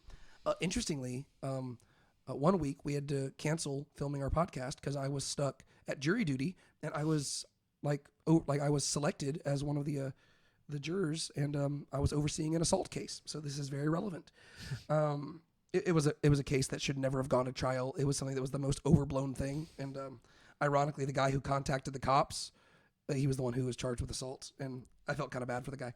Anyways, that was a whole side thing I didn't need to get into. The general principles here is that in a non-fatal assault, an assailant must compensate the injured person for the lost time and to ensure his recovery, right? So that's like verses 18 and 19, right? You have to compensate them in some way because you're the one who assaulted them, you injured them, you need to make up for it, right? And so you have to pay. And that's exactly what we did in our assault case, where the person who had committed the crime, okay, well, they had it put on their record and they had to pay some money. When a master strikes a slave, it gets a little bit more different because the relationship between a master and a slave is inherently different than a free person and another free person. Again, you might not like that, but that is how it is. And what this is doing is it is teaching us compassion towards the slave. Again, you might not like the fact that there's a different dynamic between a master and a slave, but that is simply a fact of human history. And what God is doing is in that dynamic, he's entering into it to provide for the slave. So if the slave dies, the master must be punished, right? So the idea is that a master just can't, assault his slaves all he wants and just treat them like objects, right? If he kills the slave, he's not going to be put to death, right? Because keep in mind, that would also not be good because now there are all these other slaves he has that are going without provision, right? He has accountability to the other people too. And therefore, he's not going to be put to death, but he does have to get punished. He cannot be unpunished for killing a person, even if that person was his property. So it's just, again, providing for the slave, and it's holding masters accountable. Secondly, if the slave survives, there is no punishment, and that's because loss has already been incurred, right? So the owner doesn't have to be punished, but that's because he already is being punished because he has injured his slave, who he is still accountable for, and now that person cannot work for a certain amount of time, but the owner still has to provide for him. Right. And so the punishment would be providing for a person who is not working for you. And so, again, it's holding the masters accountable. And so you might not like that dynamic. I don't really either. But honestly, I don't think God does either. Right. The idea is that he knows slavery exists. Here's what you do when it happens. And we have to keep in mind that's what all these commands are. Right. Whenever God says, whenever you murder a person, here's what you do about it. He's not endorsing murder. Right. He's just saying it's going to happen. Here's how you respond, right? So whenever he says, here's laws about slavery, he's not saying slavery is a good thing. It's not prescriptive, it's descriptive, right? He's just describing, this is the culture we live in. How do you best show accountability to the master and compassion to the slave? Yeah. And then it says, this is a very hyper-specific scenario. And I don't know if you have any thoughts about this, but it says, when men are fighting and they accidentally strike a pregnant woman leading to a premature birth. And it begins to elaborate on this for several verses. And this is where we get the famous lex talionis, which is the whole eye for eye, life for life, tooth for tooth, hand for hand, foot for foot, burn for burn, bruise for bruise, wound for wound. This is all in the context of two men fighting each other. They accidentally strike a pregnant woman and she gives premature birth. I honestly don't have an answer to this. It seems very specific to me. Yeah. Do you think that it's intentionally like hyper specific? Or do you think this was just a very common occurrence? I don't know. It's a good question. It could be one of those things to where it's like, it's just accounting for like a worst possible scenario to where like, since it can't account for every scenario, like, since the law can't account for every scenario, it's taking like a worst case thing to where like, I mean, I could see that being a situation to where like, maybe they're fighting and it has to do with the woman being like, maybe her being pregnant is like even a part of like the cause of the fight. And so you can see how that could lead to them like someone striking the woman herself versus like a complete accident. Like maybe it's intentionally even hitting her. But that's like the worst possible scenario. It's like an innocent vulnerable victim is like, or becomes victim because of like two other people fighting. Yeah. And so like that, if there's a law that kind of accounts for that, that would like cover a lot of other things too. Yeah. Yeah. I just thought it was a very interesting scenario to where like you get like this thing that like people quote all the time. But I can guarantee you that 99.9% of people who quote the eye for eye, tooth for tooth thing have no idea that it shows up in the context of two men fighting each other. They strike a pregnant woman. She gives premature birth. And to me, I just feel like it's intentional because it really does seem like it is like a worst case scenario to where this probably does not happen every day. But he takes a very extreme case and he says, well, here's how you handle an extreme case like this. And the whole point is it says, if no harm occurs, then the offender must pay a fine determined by the husband and approved by the judges, right? So they basically have to go before the court and they have to come to terms on like what needs to like be paid. But if a harm does occur, the punishment must be proportional to the crime and it cannot exceed it, right? That's the whole point of the eye for eye, tooth for tooth thing. It is not suggesting that the punishment has to be proportional to the crime. It's saying that it cannot exceed the crime. Right. So this is actually a protection for the person. Like, again, this is protecting the guilty party. Right. So if I accidentally hit you and your eye falls out, you cannot chop off my head. However, you can pluck out my eye. And so this is a protection, once again, against the human tendency to take and to seek vengeance. Yeah. Because usually, you know, if you slap me in the face, I want to punch you in the face and kick you while you're down. Right.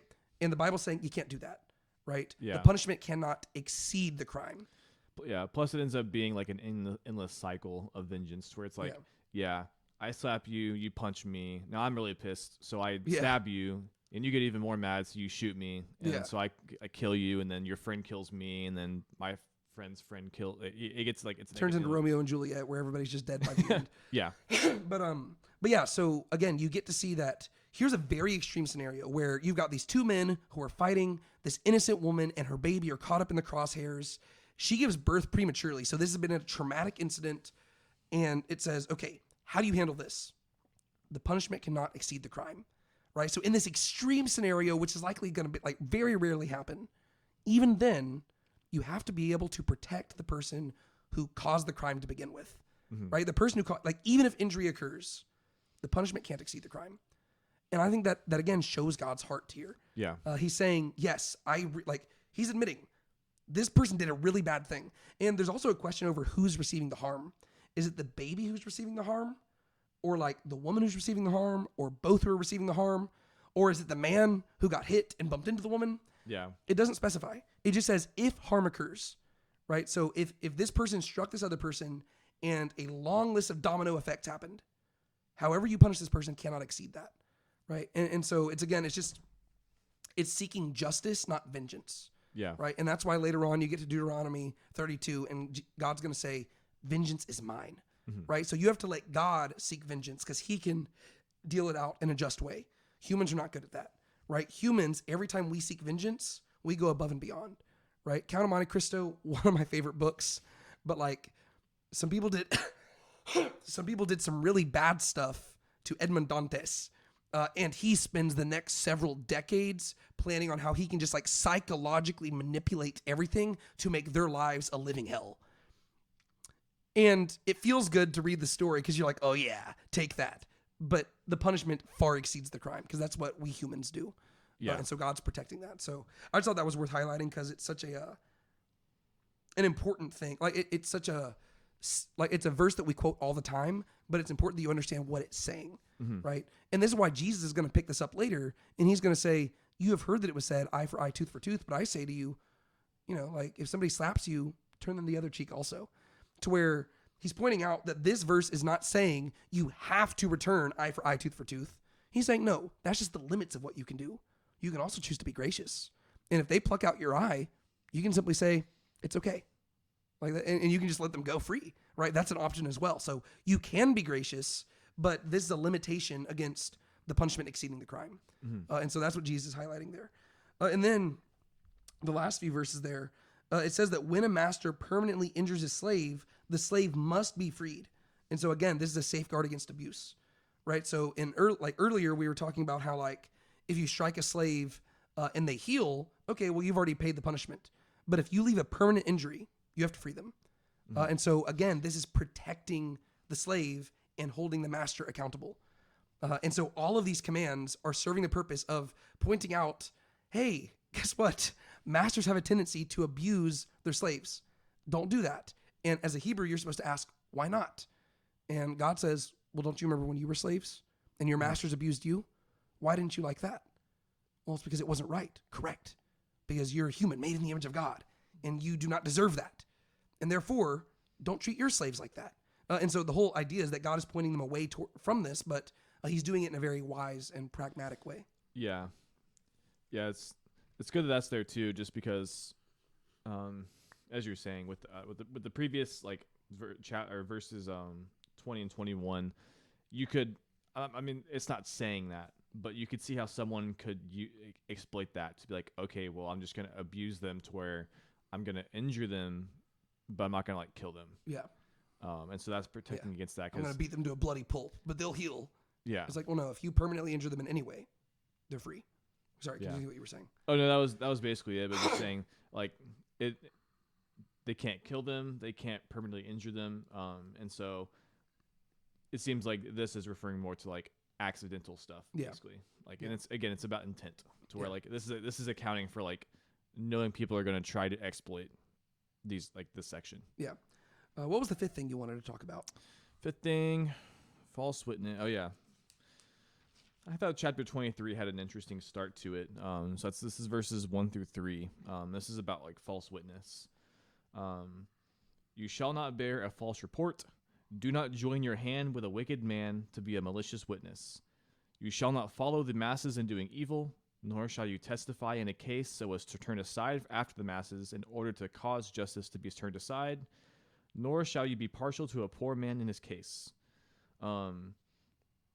I thought there were a couple interesting things about this, and I guess the first thing I would say is like we've been talking mostly about just individual accountability and like this person hurts this person or this person steals from this person, whereas the thing that's like the big temptation that is being addressed here is it's almost more about like being roped into other into what like it says, you shall not join your hand with a wicked man. You shall not follow the masses, nor shall you be partial to a poor man. And in all three of these cases, but especially the first two, these are all about like, it's not just like, I just think it's interesting. Like in any situation, you're like, first of all, you're held accountable if you decide to like side with, someone who is doing something evil, but also just because a lot of people are doing something bad doesn't make it okay. Yeah. So like, do not follow the masses in doing evil, or turn aside after the masses in order to cause justice to be turned aside. Especially nowadays, or I don't know about especially nowadays, but it's just easy to think that like if enough people do something, it's okay if you join alongside them. Yeah. To where just because a lot of people believe or do something doesn't mean that makes it right. Yeah. And so I think it's cool that it's like addressing that, because I mean, along with everything else here, it's just there might be a temptation to not follow any of these laws in particular, just because a lot of other people like are not wanting to, and for whatever reason that might be. Trying to figure out what I'm trying to word what I'm saying, but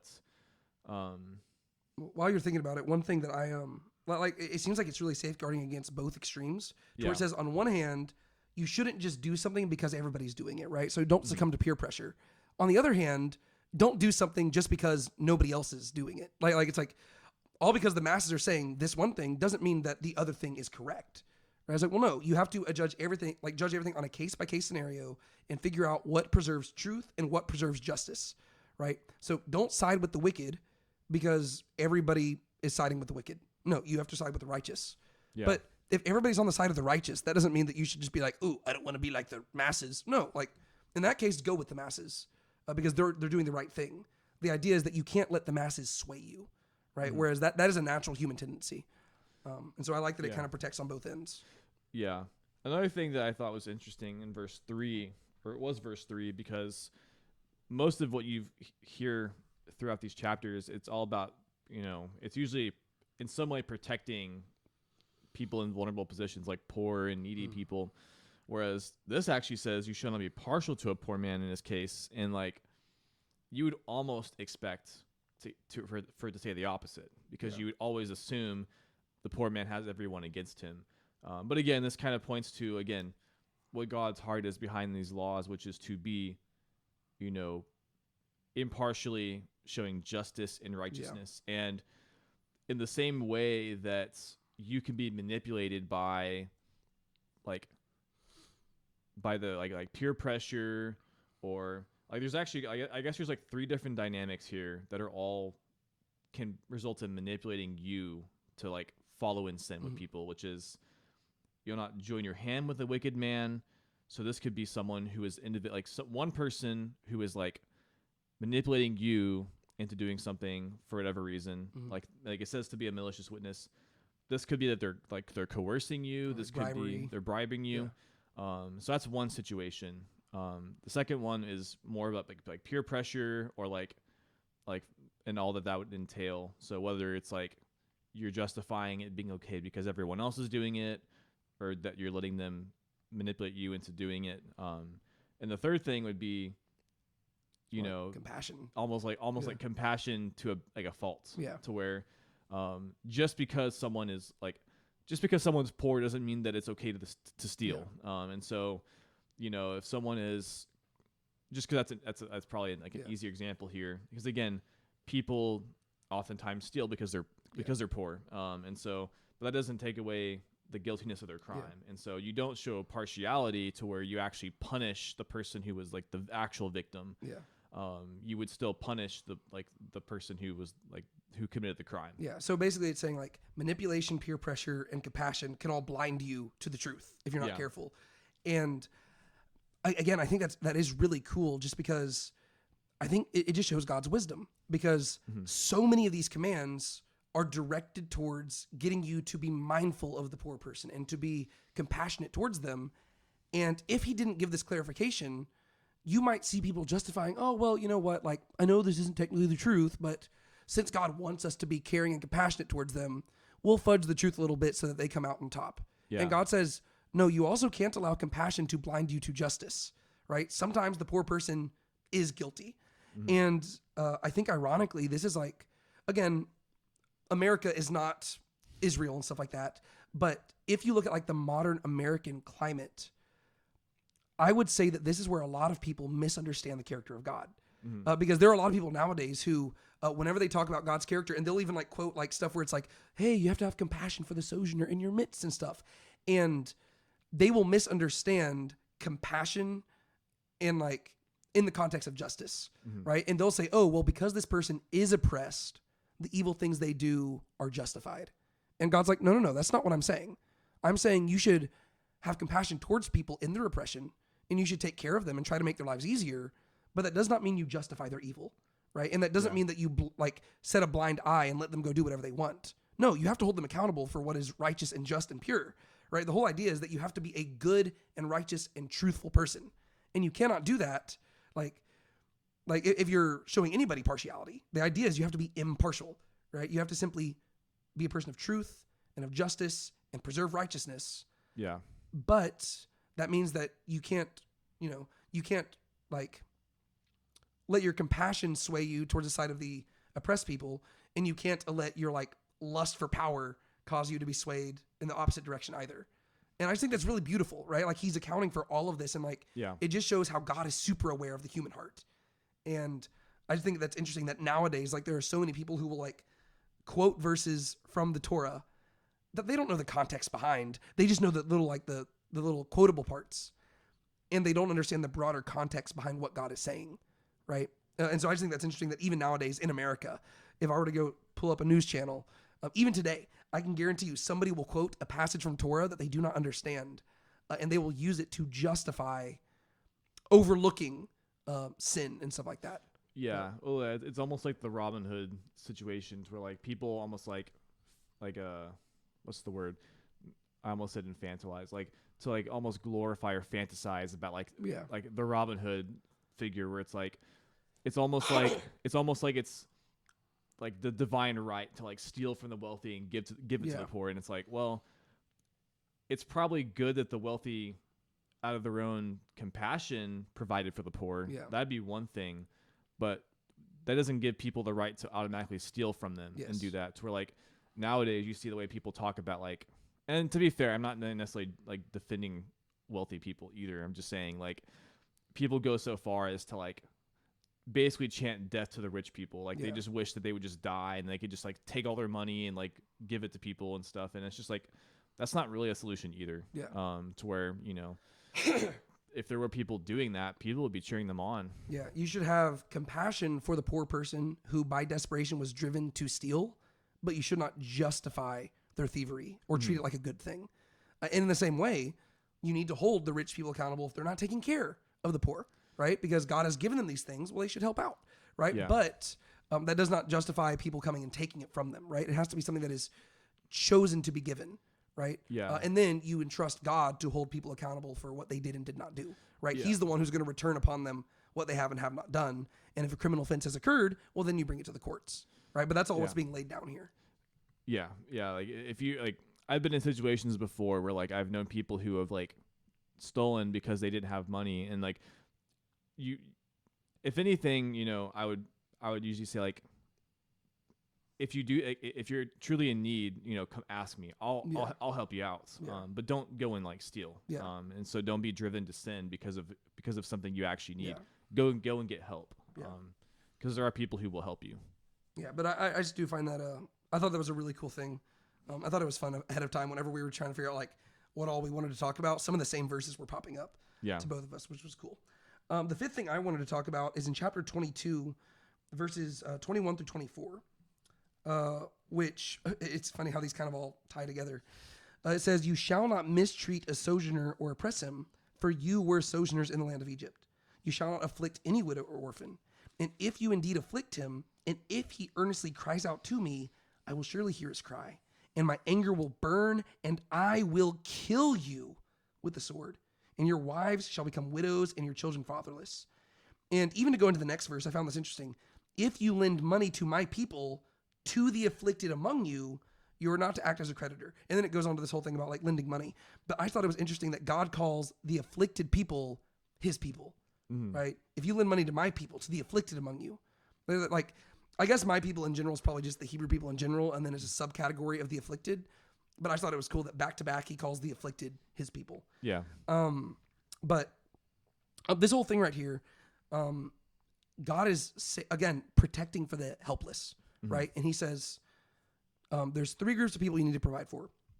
On one hand, there's the sojourner, right? He says whenever they're in your midst, you got to care for them. You got to take care of them, and you just got to like don't mistreat them as you were mistreated in Egypt. And he continually points them back to Egypt. Yeah. And says, remember how much you hated that, right? They have this tendency to look back on Egypt through like rose-colored glasses, but he will not allow them to do that. He says, no, I heard your groans. I saw your cries. Remember that and use that pain to cause you to treat others with compassion. And this is just like a practical thing. If you have suffered in the past and you forget that suffering, it might make you bitter and lead you to mistreat others.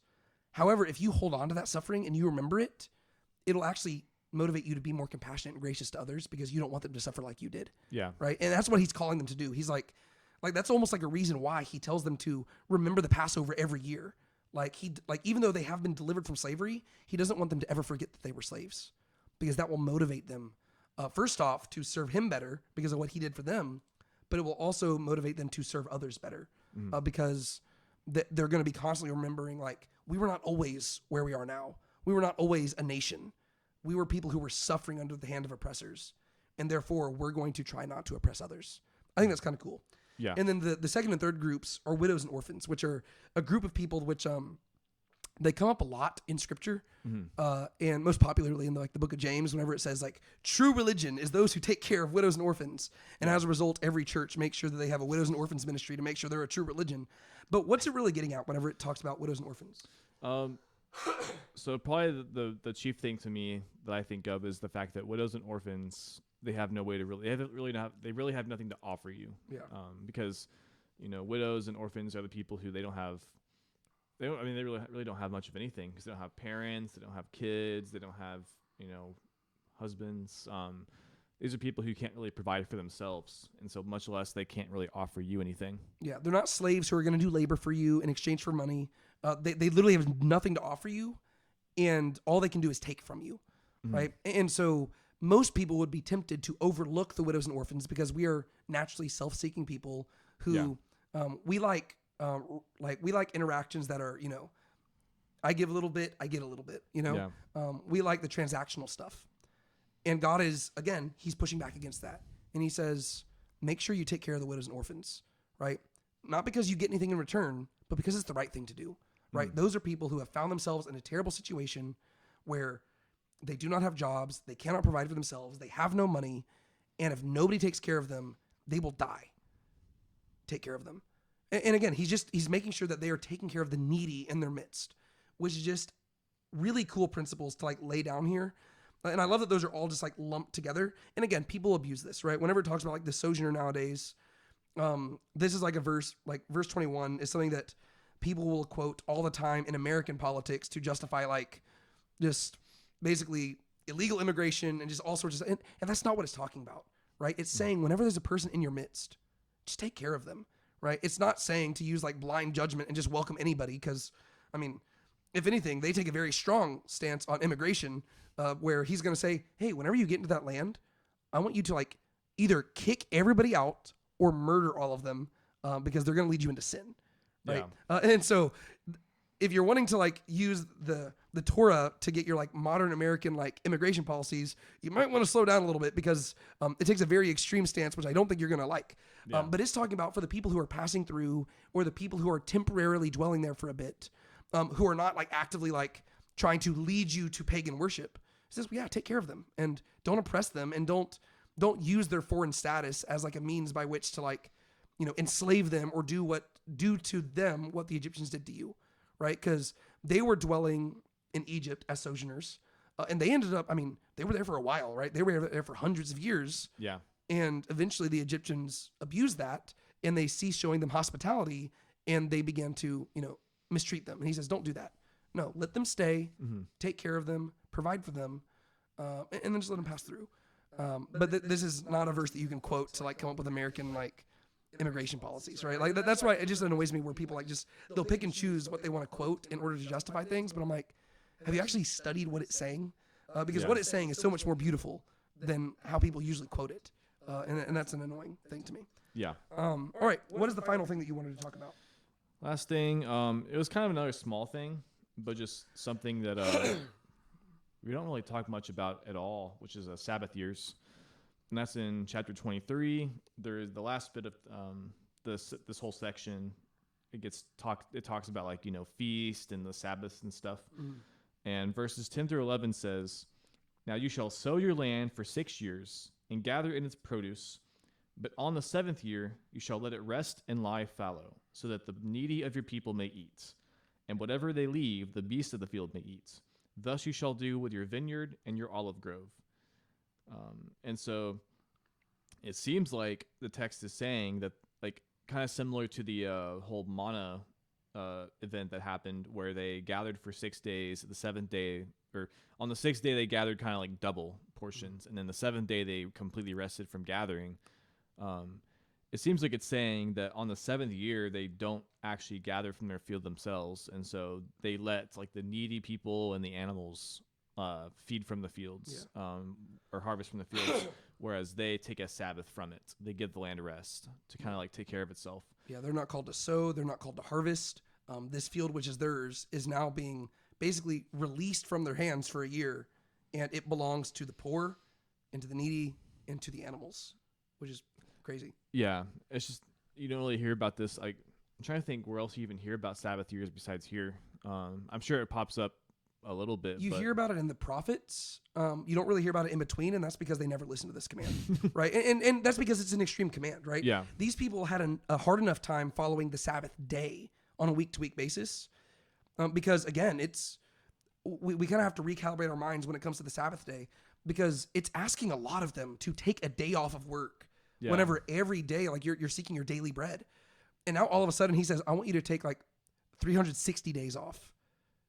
And like that, it's like, whoa, that's like you're having to fully trust God to provide, because he says, I will make sure that the fields keep producing. You just got to trust me. And that's a big ask of the people. Yeah. And I mean, that would also be like a lot of money too. Like, Yes. especially if, you're making your money off of your harvest as well. I mean, it sounds like you're essentially having to give up a lot of money Yeah. because you're letting people who can't pay for food eat the food that you can't sell. Yeah. And so you're having to kind of give up quite a bit, which explains why they never really followed it. Yeah. Well, and that's why eventually when you get to the prophets, like Jeremiah, he starts bringing it up again. And he says, you've been in the land for like 500 years and you have never kept the Sabbath year. And so he says, for basically every Sabbath year that you've skipped, I'm going to kick you out of the land. He says, like 490 years in the land. Well, they've skipped 70 Sabbath years. And so he says, Babylon's going to be in charge of the land for 70 years. And God says, I will give the land rest that you did not give it. And so Sabbath rest will come back, but it's specifically because they did not obey this command. And so, and again, you have to read this even in light of like the slavery commands. God knows they're not going to keep it. When you get to Deuteronomy, Moses is going to say, I've set before you life and death. You should choose life, but I know you're going to choose death. And so these commands it's God pointing them in the direction of what he wants them to do. Yeah. He knows they're not going to do it. Right. And so the commands themselves are saying, yeah, I want you to trust me. And he gives them an extreme command. I don't want you to just trust me every seventh day. Every seventh year, I want you to just not do anything and trust me to provide for you. And that's a huge ask, right? But even that ask is not as severe as free all the slaves, right? But that's still what he's asking, and they didn't do it. But it shows you that he's trying to get them to literally just trust in him to provide not only their daily bread, but their yearly bread. And that's just, it's a huge ask, but it's a really cool command. Yeah. And I think that's also why it ties in, like, after that, he talks about the Sabbath day. And after that, he also says, like, don't mention the names of other gods. I think all those go together because he's saying, trust in me, not in other gods. Yeah. Right? Because, what were you going to say? Well, probably what you were going to say, which is like a lot of the gods would have been like fertility or storm gods. Yeah. And so you could totally see how it's like, okay, well, we can't go to Yahweh for rain. And so, or for harvest, and so we're gonna go start praying to Baal or to Ashtaroth or whoever. So yeah, it's ultimately it's requiring full trust in Yahweh. Yeah, and that explains why they ended up going to these other gods, because what God was asking was such a high thing. He's like, I want you to take your time off and just trust me. And they're like, that's a little bit too much. We're gonna just go offer sacrifices to gods who say that they'll just give us rain if we sacrifice to them, and who will give us food if we, so they start worshiping Baal and Asherah because like they want to provide for themselves. It's easier. Whereas God just says, just trust me, which is a lot harder. Yeah. But yeah, that's a really cool thing. Is there anything else you want to say about that one? No, I think I'm good. Okay, the sixth and final one I wanted to talk about is in it's a few verses earlier, in verses 4 and 5. It just says, if you meet your enemy's ox or his donkey wandering away, you shall surely return it to him. If you see the donkey of one who hates you lying helpless under its load, you shall refrain from leaving it to him, and you shall surely release it with him. And basically what this is saying is that personal conflict and grudges do not negate the call to compassion. Yeah. Right? And so they are called to return their enemy's stray animals and to help their enemy when they're in need. And to me, that's just it's very radical teaching, right? They are being called to actively serve somebody who hates them. Right? And this is where Jesus later on says, you've heard it said, love your neighbors and hate your enemies. But I say to you, love your enemies and pray for those who persecute you. Like, Jesus is not teaching something new. He's teaching something that's always been there. And he's saying, the Torah never says hate your enemies. You've heard it said, love your neighbors and hate your enemies. But he says what the Torah is really communicating is love your enemies, right? Mm-hmm. And so even if you have this grudge with this person, even if y'all have good reason to hate each other, if you see him in need, go serve him. Yeah. You can't use your hatred to justify lack of empathy or sympathy or compassion. It's like no hard-heartedness allowed. I also like that the situation presented here is one where the biggest temptation isn't to act against the person, it's to simply turn a blind eye. Yeah. So it doesn't say if your enemy or if some guy you have a grudge against comes to you asking for help, help them or something. Yeah. It's like if you see their donkey wandering off to where you're just kind of I'm just going to pretend I didn't see that.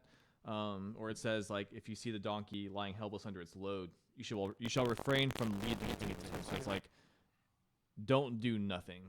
And obviously the opposite of that is to go do something. Yeah. But I just like that because I feel like that would be the easier thing to justify. Yeah. Like it's one thing to like take vengeance against someone, but it's another thing like most people nowadays would tell you you're well more than justified. Oh, yeah. Like they would tell you you're entitled. Yeah, you don't owe them nothing. You don't owe you right? nothing. Yeah, they did you wrong. They don't deserve your kindness. Yeah, And and God's like, I so beg to differ. if you see them in trouble, it's like it's not even just like a natural temptation. It's like it's an encouraged thing to just like completely turn a blind eye and be like, yeah, you deserve that. Yeah. Oh no, we'd be happy about it. Yeah. Right? Like if somebody who harmed us, I mean, I've seen people talk about that. We're like, or even in myself, right? I'm gonna be honest. There have been times if somebody's done something wrong to me, it feels kind of good to see them like, Yeah. get something bad coming to them, even if it's not related to me. You're kind of like, yeah, like it feels kind of nice.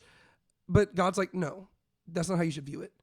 I don't care what that person did to you. I don't care what you did to them. If they're suffering, help them out. And this is like, it kind of recontextualizes the Good Samaritan story later on, to where you've got this guy who was like beaten up, and his fellow Jews, they just turn a blind eye, right? This guy is like suffering on the side of the road. He's near the point of death, and they're just like they're not even enemies. Like they should be buddies, yet they just turn a blind eye. And then you have a Samaritan who comes by, and they should be enemies, yet he's the one who like follows what the Torah says to do, and he picks the guy up, he funds his like healing, and he takes care of him. And it's like it's shocking because Jesus is saying, yeah, you've got a Samaritan who is better at following Torah than y'all are. Like you won't even love your friends. This guy will love his enemies. And it's like, it's kind of a really cool story. And so that was just one that really stuck out to me because it hints at stuff that Jesus himself says. Mm-hmm. And so there are general principles that you learn from like all of these, like, so the property stuff, like what you learn, or I mean, I guess the personal injury stuff, what you learn is that human life is sacred. Intentional murder is treated with the utmost seriousness. Intent matters. Justice is proportional. Negligence carries responsibility.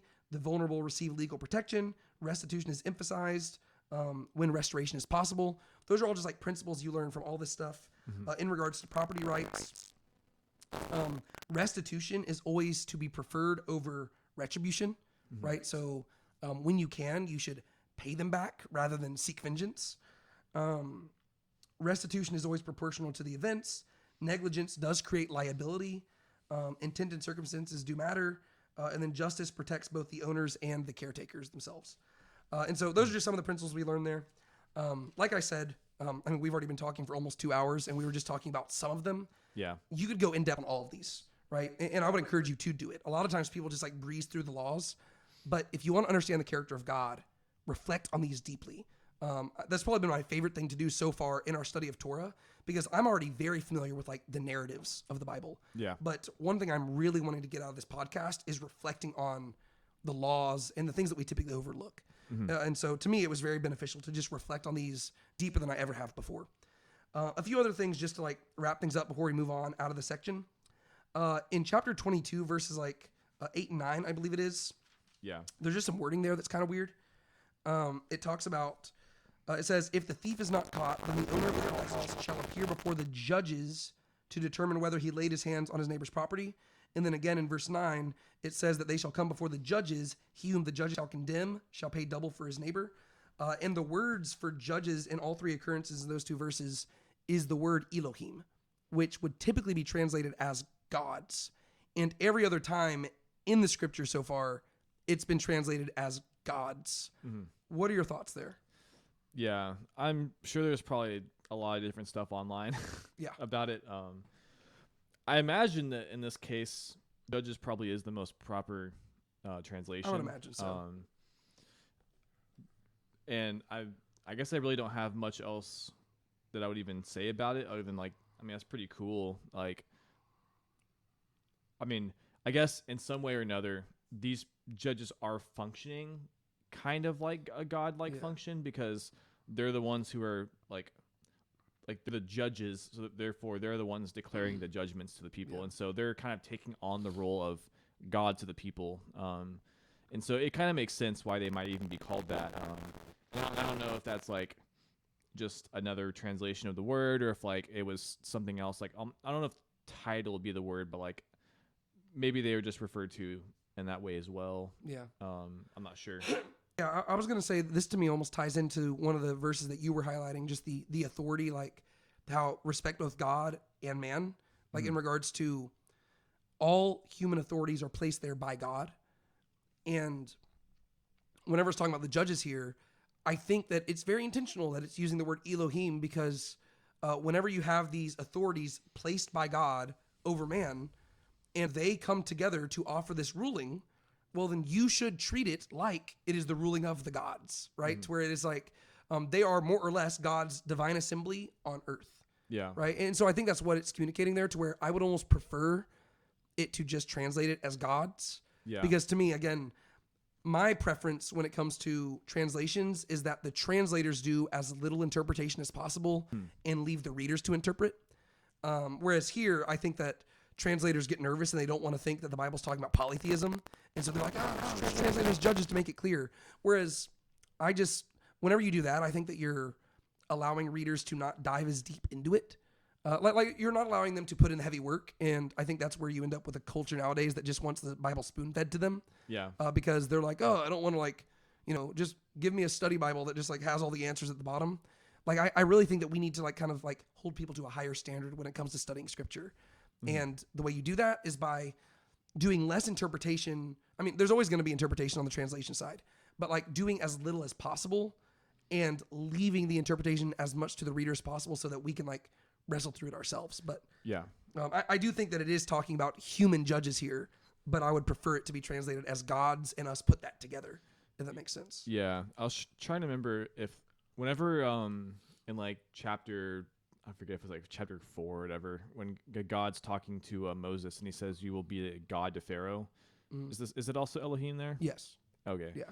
I'd say it could even be similar there to where like the role that, I mean, it's I would say it's different. The role that Moses plays to Pharaoh is probably different than like the judges to the people here.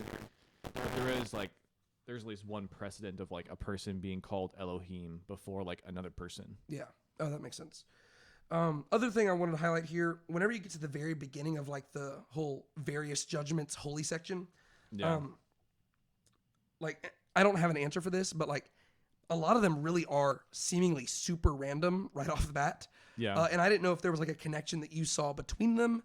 But one thing that's interesting about a lot of them is that they receive the death penalty, right? Yeah. And so I'm just going to start reading. This is starting in chapter 22, verse 16.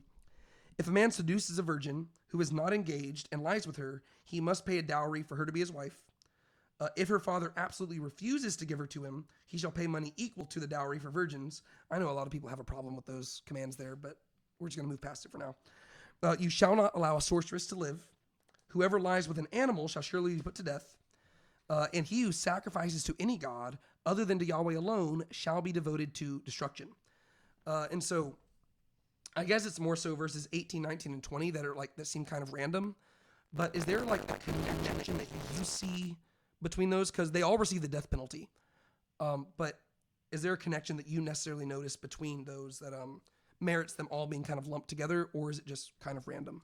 And it's okay to say they're random, but I mean, other than like the first 2 verses, the rest of them you could argue have some degree of like religious context, because like a pagan context. Kind of. So I don't know how it fits 16 and 17 into it, but there's like a sorceress, there's bestiality, which could be related to like pagan worship, pagan sacrifice, treating of sojourners, it's like foreigners, and then like the widows and orphans, and then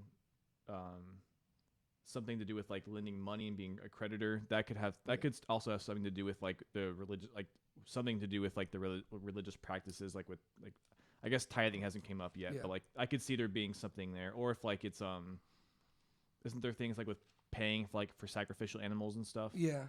But even then, I mean, it does specify with verse 25 that it's lending money to my people, right? It's like Hebrews. Oh, that's true. But I think that if you just take verses 18 through 24, it does seem like that is like one section, because there are 4 different things that require like the death penalty, right? To where it's sorcery, bestiality, sacrificing to other gods, and then like mistreating like the needy. To where I think that section, like, and I think you might be correct that this all revolves around like how you deal with like pagan non-Israelite people, right? To where sorcery, that is not allowed, right? You cannot permit, like if you permit it, you die. Bestiality, that's permitted in some pagan worship. You do not participate in that, right? Whenever you go up to Caesarea Philippi and they're doing all sorts of stuff in the temple of Pan, you do not participate in that stuff, right? Yeah. If you do, you die, right? Sacrifices to gods other than Yahweh, you do it, you die, right? But then you get like the surprising one where it's like, also, if you mistreat any of those pagan people when they pass through your land, I will kill you. And it's like, it's almost like surprising, I guess, that like, that's the one that God treats as like the worst of the worst, to where all the other ones, it's like, yeah, if anybody does those, you put them to death. If you do that one, I put you to death.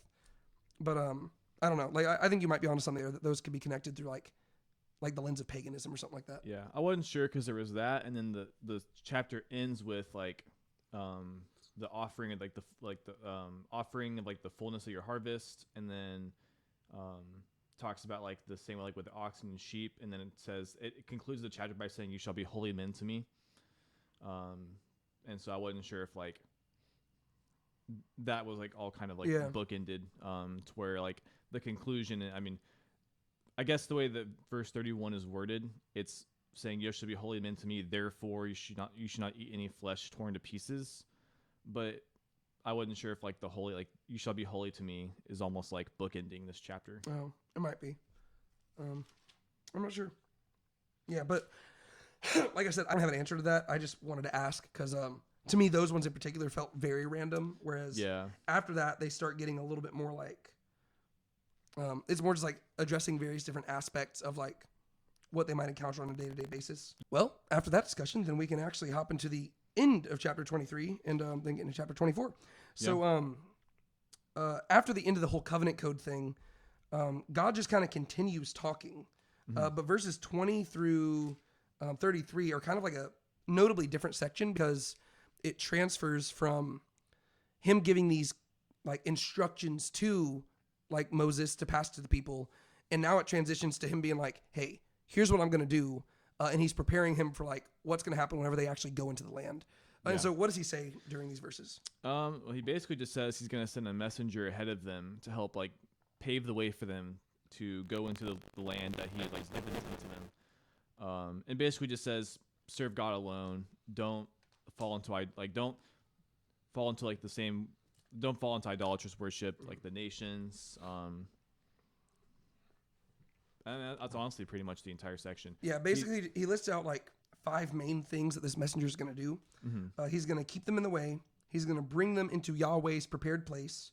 He's going to speak to them. He's going to go before them, and he's going to bring them into an occupied land. And then he kind of breaks down that part, and it says that God's going to annihilate the people. Israel must not worship their gods, serve them, or do their deeds. But Israel must instead pull their gods down, tear down the pillars, serve Yahweh alone.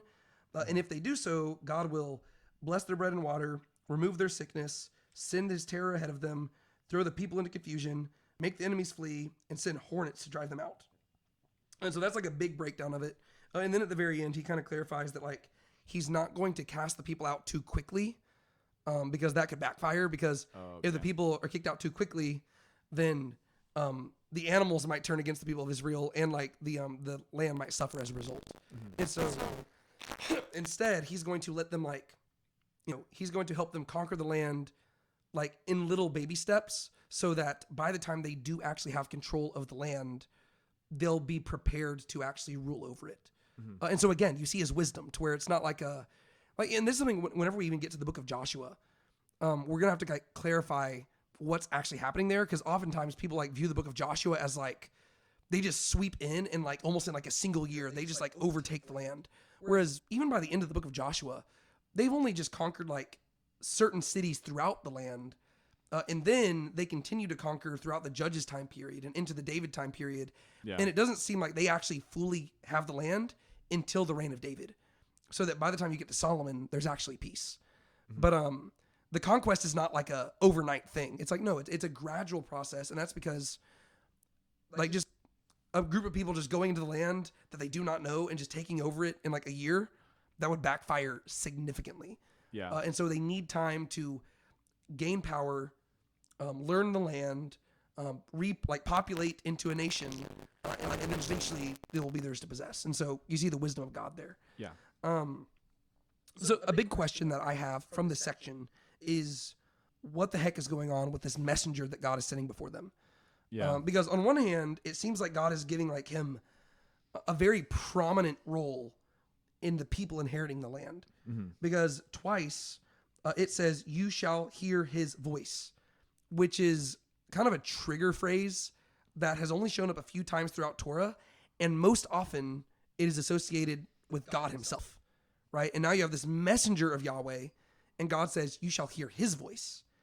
And it says that if they hear his voice, he will teach them to keep the way of Yahweh, which is interesting because those two phrases, hear the voice and keep the way of Yahweh, are phrases that we have come to associate with Abraham, right? Where God had said to Abraham, you will keep my way by doing justice and righteousness. That's Genesis 18:19. And then whenever you get to the end of Genesis 22, after the whole binding of Isaac, God says, now I know that you hear my voice. And this is why I picked you in the first place. And so combined together, you have Abraham being described as the one who he hears the voice of God, and by hearing God's voice, he keeps the way of Yahweh. You fast forward to Genesis 26:5, and that's when God is talking to Isaac, and he says, Abraham kept my way by hearing my voice. And so those are two phrases that we've associated with Abraham. And now the two phrases show up again in regards to this messenger of Yahweh who's leading them into the land. What do you make of that? And like, what are your thoughts about who the messenger is and what's going on there? Yeah, so it isn't like it's not an entirely new thing. The first thing I always think of is the Sodom and Gomorrah story, where you have angels being sent to the town, but then it says that Yahweh rained down fire from Yahweh in heaven, and it seems like there's, the Bible doesn't flesh it out to where it's like, this is exactly what this is, but it seems like in some form or another, the angel figures are associated as like being Yahweh or like an extension of Yahweh in some form, but it's not clear how.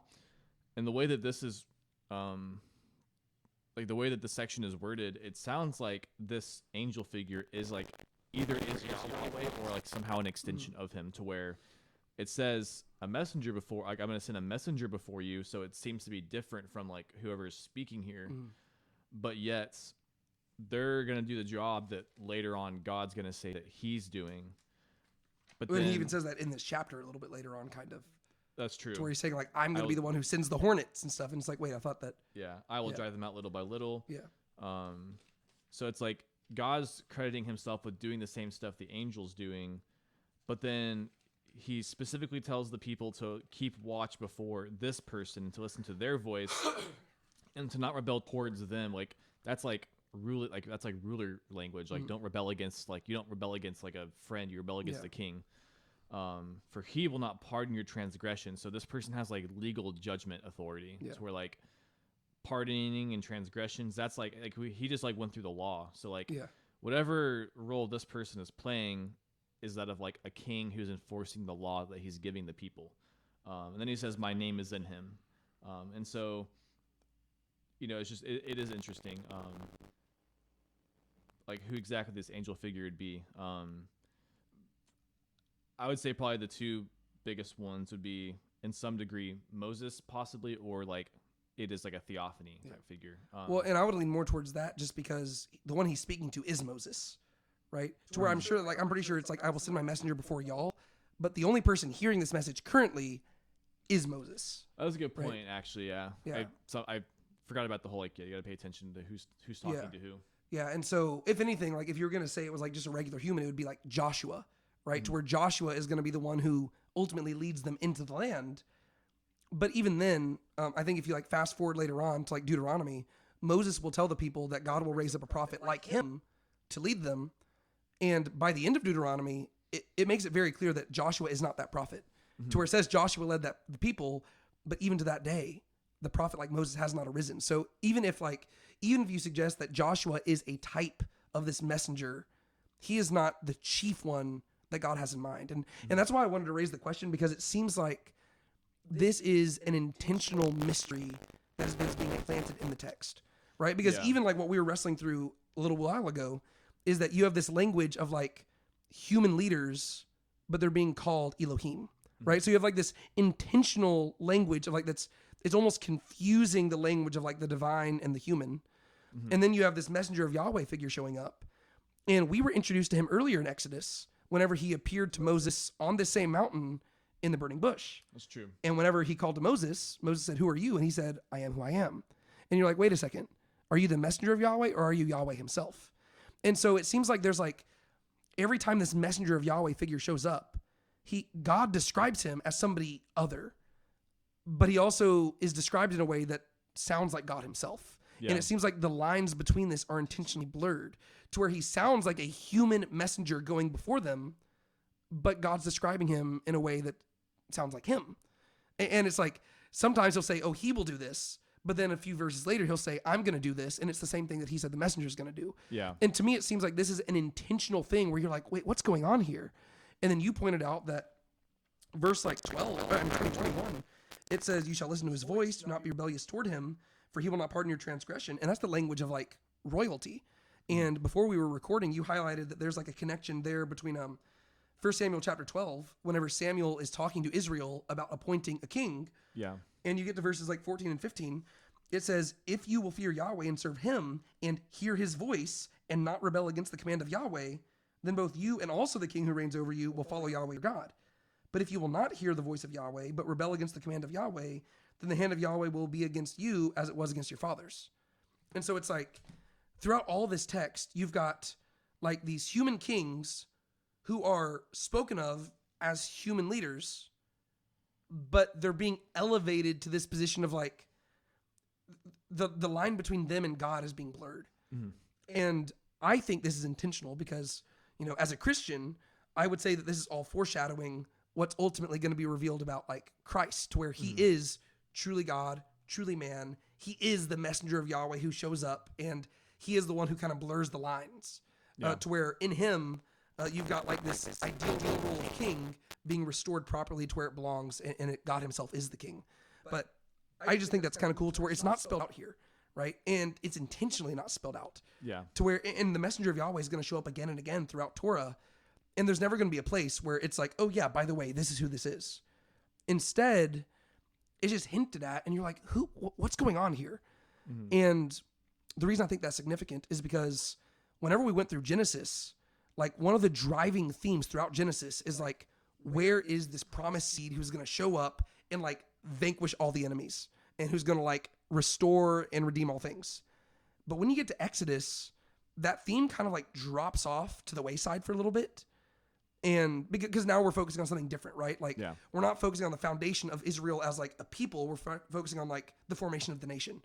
And so that theme kind of drops away, and you might be like, what happened to that?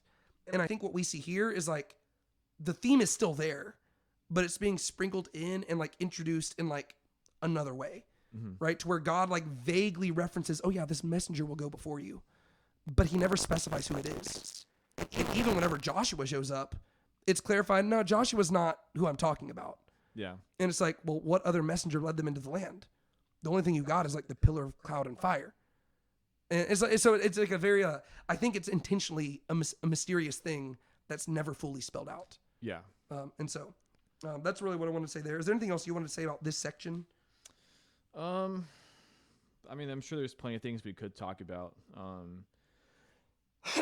But not really. I mean, just as you said, I mean, this angel is going to go like out before them, and they're going to like they're going to pave the way for them to go into the land. I mean, I think maybe one thing that's kind of cool is he says, "I will send my terror ahead of you and throw into confusion all the people among whom you come." I mean, this like almost makes you think of like specific events and like Judges and stuff, to where you have like literal like you have events where God is like literally confusing the people in like in a very literal way, like where he's routing armies because they're turning on each other, or he's like making it rain to where chariots like get stuck in the mud, and like there's just confusion and stuff. Yeah. Well, and even that language calls back to Genesis in chapter 34. Whenever you have, or it might be after, it's like a little after that. I think it's chapter 35 and 36. But whenever Jacob and his family are passing through the land, and it says that the terror of God like went before them to where everybody was like scared of them. Oh, yeah, that's right. And there's actually a few things throughout here where we don't need to linger on them, but like the language calls back. So in verse 25, it says, "I will remove the sickness from your midst." And that word from sickness calls back to chapter 15, verse 26, where it says, this is whenever God is sweetening the water. And he says, if you will hear my voice, I will put none of the diseases on you which I have put on the Egyptians. And the word for diseases there is the same as sickness. Oh, okay. And so the idea is like, God is reaffirming here, if you hear me, I will not do to you what I did to the Egyptians. Mm-hmm. Then you go to the next verse. It says, there shall be none miscarrying or barren in your land. And both of those words, miscarrying and barren, that calls back to Genesis. Yeah. To where you have like the imagery of miscarriage and bereavement. And both of those words showed up a few times in regards to like the struggles of the women in the story. Mm-hmm. Then you go down to verse 27, and it says, I will make all your enemies turn their backs to you. And that calls back to Genesis 49, verse 8. Whenever this is God speaking to Judah. And it says, Judah, as for you, your brother shall praise you. Your hand shall be on the neck of your enemies. And I believe the word for neck there is the same as the word for back, right? So it's literally like your hand shall be on the backs of your enemies. And so then right here, God says, if you hear me, I will have your enemies like, you'll be at their backs. And so the promise to Judah will be fulfilled. And again, you have this connection because all of this is in the context of them following the messenger of Yahweh who goes before them. Mm-hmm. And language calls back to this promise to Judah that the scepter will not depart from him until the one to whom the scepter belongs arrives. And so to me, I think all of like the language intentionally calls back these promises that you see in Genesis to where you have hear the voice, keep the way, enemies to like with their backs to you. This is all calling back to stuff you read in Genesis, and it's bringing back to mind that theme that we've been like we might be tempted to forget that this story is getting somewhere, and there is this seed who's going to show up who will rule over them and lead them into prosperity. And so I think that this section does a lot to kind of just like recalibrate their minds and like remind them God has somewhere where the story is heading. And they're going to appoint a king over themselves, but God's going to bring it to where he is their king. Mm-hmm. And then the final thing, verse 32 and 33, he makes it clear they shall cut no covenant with the people in the land. They shall cut no covenant with their gods, and they shall not live in the land, right? So basically, you can't partner with them. You can't partner with their gods, and you can't allow them to remain in the land. So they got two options. You either kill them or you kick them out, but you do not let them stay in the land. And I know a lot of people don't like that, and they think that God is like a jerk for this, but he specifies why. Lest they make you sin against me, for if you serve their gods, it will be a snare to you. So there's two things here. It could be that they just cause them to sin by causing them to just do bad things, but it also could be that they lead them to worship other gods who will also lead them away from God and become a snare. And so those are the main reasons why God's like, no partnership with them, kick them out of the land. And so that's really setting all that up, which then leads us into chapter 24. Would you like to summarize what happens there? Yeah. So basically, basically to summarize like a word, I mean, God and Israel, like they kind of finalized the covenants, but basically, like Moses and a few people, like Aaron and was it Abihu and Nadab, they like go up to like talk to God, and they write down the terms of the covenants, and they go to the people and say, like they get like blood and they sprinkle it on the altar, and they say like to the people like, will you do this essentially? And people say like, we will do it all. And so like they like finalize the covenants. Yeah. So this is basically the moment where it's actually a very significant chapter because the covenant is officially like ratified. Like this is the big moment. All the other stuff has been like set up, right? Even when you go back to chapter 19, that was where God or I guess if you're going with like marriage imagery, chapter 19 is where God proposed. Chapter 24 is the wedding ceremony, right? To where chapter 19, he says, here's the deal. If you hear my voice, if you obey my commands, you'll be my treasured possession. You'll be a kingdom of priests, a holy nation. I'll do all this for you. And that's him on his knees with the ring. He says, will you marry me? And they say, I do. And so then Moses goes up the mountain and he spends the end of chapter 20, 21, 22, 23. All of this is God laying down the terms of their marriage. Yeah. And so now at the beginning of chapter 24, God sends Moses back down. And in verses 1 through 8, Moses is basically conducting a marriage ceremony between God and the people.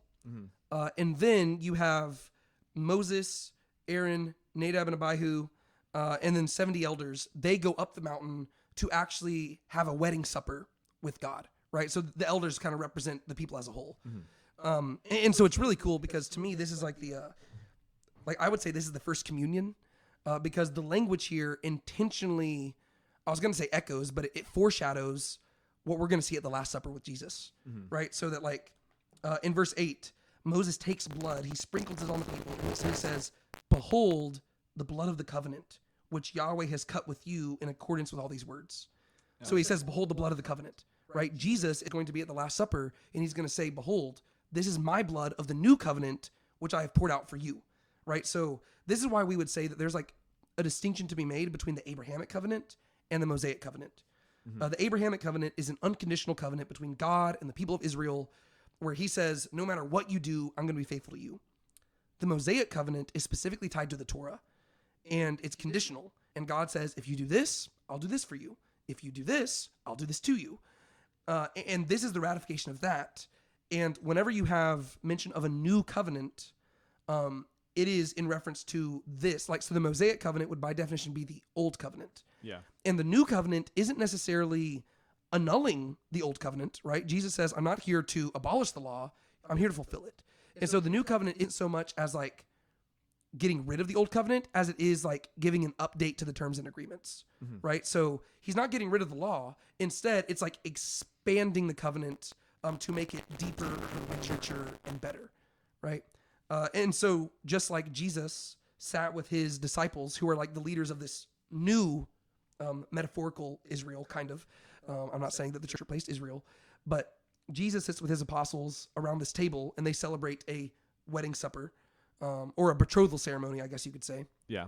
So also the elders of Israel are going to go up the mountain and they're going to celebrate a supper with God, right? So Jesus and his disciples celebrate the Last Supper. This is the first supper, right? And so the communion they celebrate calls back to this one. And so just to walk through it, you already kind of did, but I think the dynamics of it are really, really cool to where basically God's like, he's finished all of his instructions and he says, okay, what you're going to do, you're going to go down, you're going to get the elders, y'all are going to come back here and we're going to have a meal together, right? So when Moses goes down, it says, verse 3, he came and recounted to the people all the words of Yahweh and all the judgments, right? That's that word mishpat, right? So he just tells them everything they said, and the people answered and said, all the words which Yahweh has spoken, we will do, right? So this is where like you have the metaphorical wedding ceremony taking place. Moses comes down and he says, hey, here's all the things that God has said. And they say, amen, let's do it.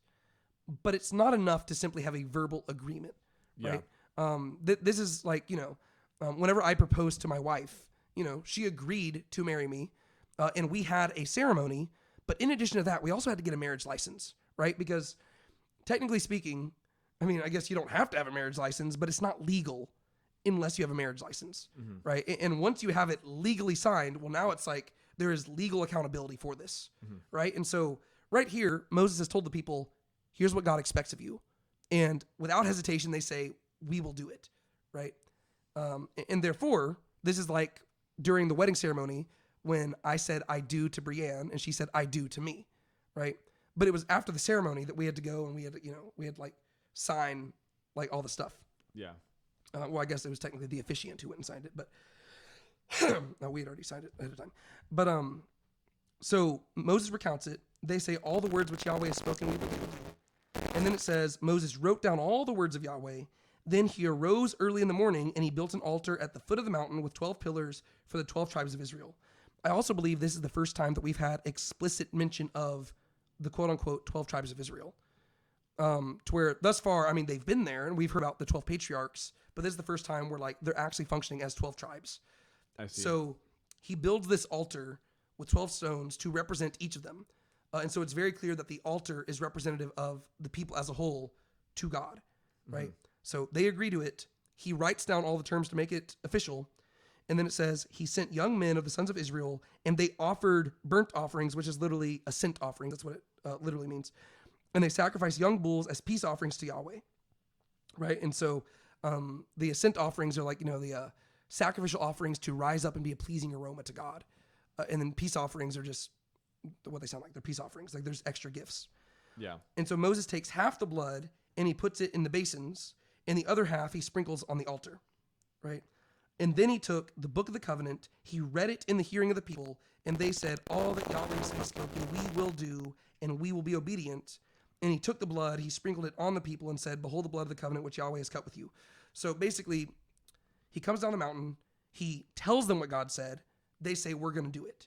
He writes it down in a book, he reads it to them a second time, and then they say, we're going to do it. So now it's like official. Mm-hmm. After him writing it down, and before him reading it to them, he creates, like, he basically offers sacrifices. He takes the blood and he separates it. Half of it he pours on the altar, and half of it he sprinkles on the people, right? And so that represents like the two sides, right? The blood going on the altar represents God's side of the covenant. The blood going on the people represents their side of the covenant. So they're both like if you go back to like Abraham, you have him separating the carcasses, and only God passes through. In this instance, it's both sides, right? So both God and man are accountable for this covenant, right? So it's conditional, right? God said, here's my terms, and they say, we agree to those terms, right? So now the marriage has officially been ratified. Yeah. And then he sprinkles it. He says, this is the blood of the covenant, which Yahweh has cut with you, with these words. And this is why, for us as Christians, whenever we take communion, we are renewing our covenant to God. Every time we eat the bread and we drink the wine, we are saying, this is like we're recommitting ourselves to Christ, and we are saying we are the bride. He is the groom. That's what that represents. Mm-hmm. Do you have any thoughts on those verses right there? Nothing in particular. Yeah. To me, these are like really exciting. Like I like this whole narrative right here is like really cool because it's like this is a climactic shift in the people's relationship with God that is going to affect the rest of human history. It's true. Right? Like so far, it's all just been like word agreements, but now like they're literally like signing the contract, and going forward, it's like they will be held to this. So verses 9 through 18, you have this ascent up the mountain. Mm-hmm. Verses 9 through 12, you have Moses going with Nadab, Abihu, Aaron, 70 elders, right? Mm-hmm. After that, verses 13 and 14, Moses and Joshua ascend a little further together.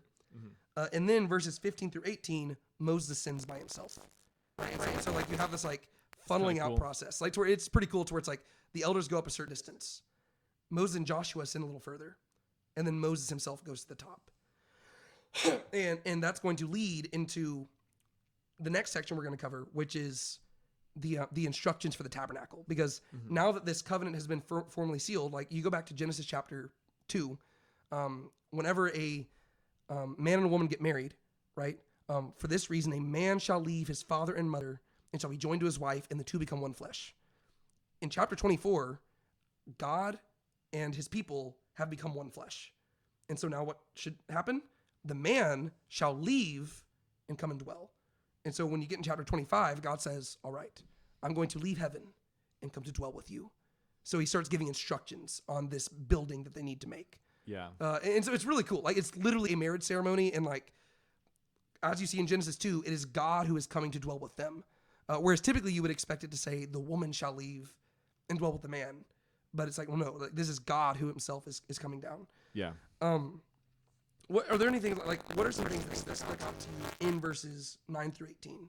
Because there are a few different things that happen there. Yeah, I thought it was cool that it said like after they like ratified the covenants, they went and it says they saw the God of Israel, so it's almost like the veil gets like taken up, lifted, and then it says under his feet there appeared to be a pavement of sapphire. That's it maybe I guess it's because of like going through Ezekiel and stuff. There's like that association with like the sky of sapphire, and like I guess they usually think of like either like the sky or like the sea. Mm-hmm. It says under his feet there appeared to be a pavement of sapphire. So is that like the imagery of like a shining sea? I think so. Yeah. So I think the language here is, again, I want to say echo, but it's a foreshadowing of what we're going to see spelled out even more when you get to like Isaiah or Ezekiel or Daniel, where like, or John with Revelation, where like you have these like visions of the throne room of God. But like in this moment, God is camping at the top of Mount Sinai. And so the elders of Israel, like they are ascending, and you can almost imagine them like looking upwards to where like they're seeing through the clouds and they see God there, and they can like see the sea above them and like where his feet are at and stuff, to where like they're getting a glimpse of his glory, but like not like the full thing. Like Moses is going to see something even more later on, but this is like the briefest glimpse, which is cool. It's almost like instead of seeing his like face, they like see like his ankles or like see his feet. Yeah. Okay. Yeah. And it's crazy to think that Aaron is here and less than a month and a half later, he's going to be like making an idol, which is like, oh, that's true, dude. But yeah, so this is like a really cool moment because again, this is the wedding ceremony. Like this is the supper where they're going together.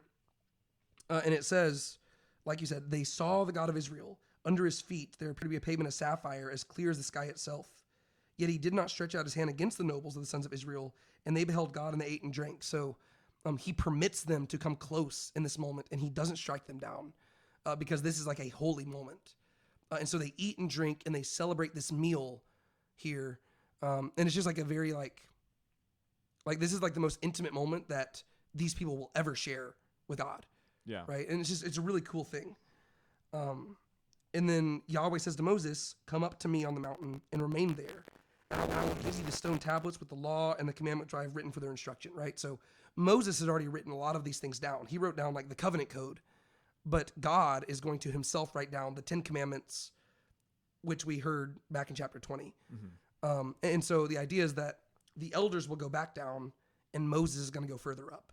Mm-hmm. And he's going to spend more time with God, and God's going to give further instruction along with the commandments for like the tabernacle and stuff like that. Yeah. And so verse 13, so Moses arose with Joshua, his attendant, and Moses went up to the mountain of God. What do you make of that? Like the fact that Joshua went with? Yeah. Has Joshua been mentioned much at all? The only place I believe he's been mentioned so far, I can fact check it, is like the first time he was mentioned for sure was back in chapter, 17 with the fight against the Amalekites. Oh, yeah.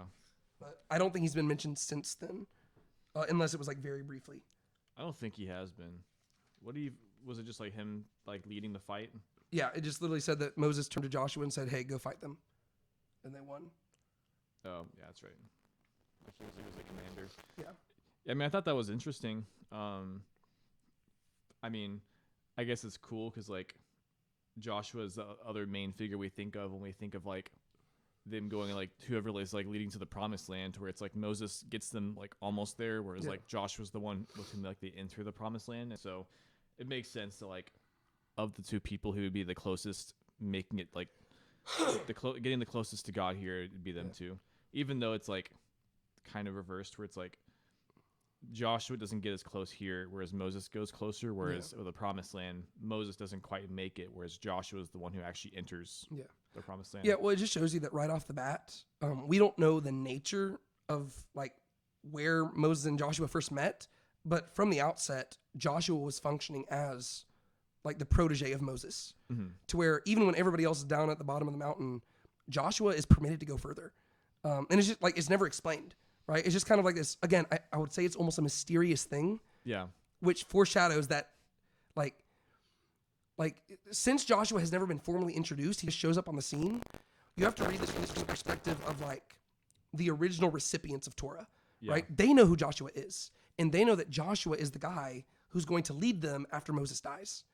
And so like the fact that Joshua shows up without introduction is almost like this constant reminder that this story is much bigger than Moses, right? And ultimately this story, wherever it's leading them, it's going to pass into the hands of Joshua, to where like there's no introductions like, oh yeah, by the way, he's the attendant. He just shows up. And when he shows up, it's like, okay, yeah, this is not the Moses story. This is a story much bigger than him. And it begins with Moses. And right now Joshua is in like a side position, but he's going to be the one the baton is passed to. And to me, I think it's a mysterious thing that's supposed to like get your attention to where you like lean in and you're like, what's going on here? Yeah. And I think it's also cool, again, as a Christian, where you have like Jesus, the name Jesus is literally just Joshua, right? And so I think it's like it's a cool foreshadowing of the fact that you're like, you just heard about this messenger of Yahweh figure who is mysterious. And then all of a sudden, like this Joshua figure who is like, for some reason, following Moses further up the mountain. And like, he's going to, like, it's going to emphasize that Moses is up on mountain 40 days and 40 nights. But Joshua was apparently there too. Because whenever Moses comes back down, Joshua is the first person he talks to. And so, again, like Joshua just keeps showing up in these mysterious ways to where he's the one who leads the army into battle. And he's the one who goes up with Moses on the mountain. And you're like, who's this Joshua guy? And I just think it's cool to where it's like, it's neat that the two most mysterious figures so far are messenger of Yahweh and Joshua. And from a Christian perspective, we would say that the messenger of Yahweh is actually the greater Joshua who actually led Joshua into the promised land, you know? So I just think that's kind of cool. That's cool. Yeah. But yeah, so Joshua goes further up, and to the elders he said, remain here for us until we return to you. Behold, Aaron and Hur are with you. Whoever has a legal matter, let him approach them. So the idea is like, I guess the elders are supposed to be set apart, but they're also supposed to be like functioning as mediators while Moses is gone, right? And Aaron and Hur are the ones who are placed in charge of everybody as like the leaders. And I don't know if we talked about this past.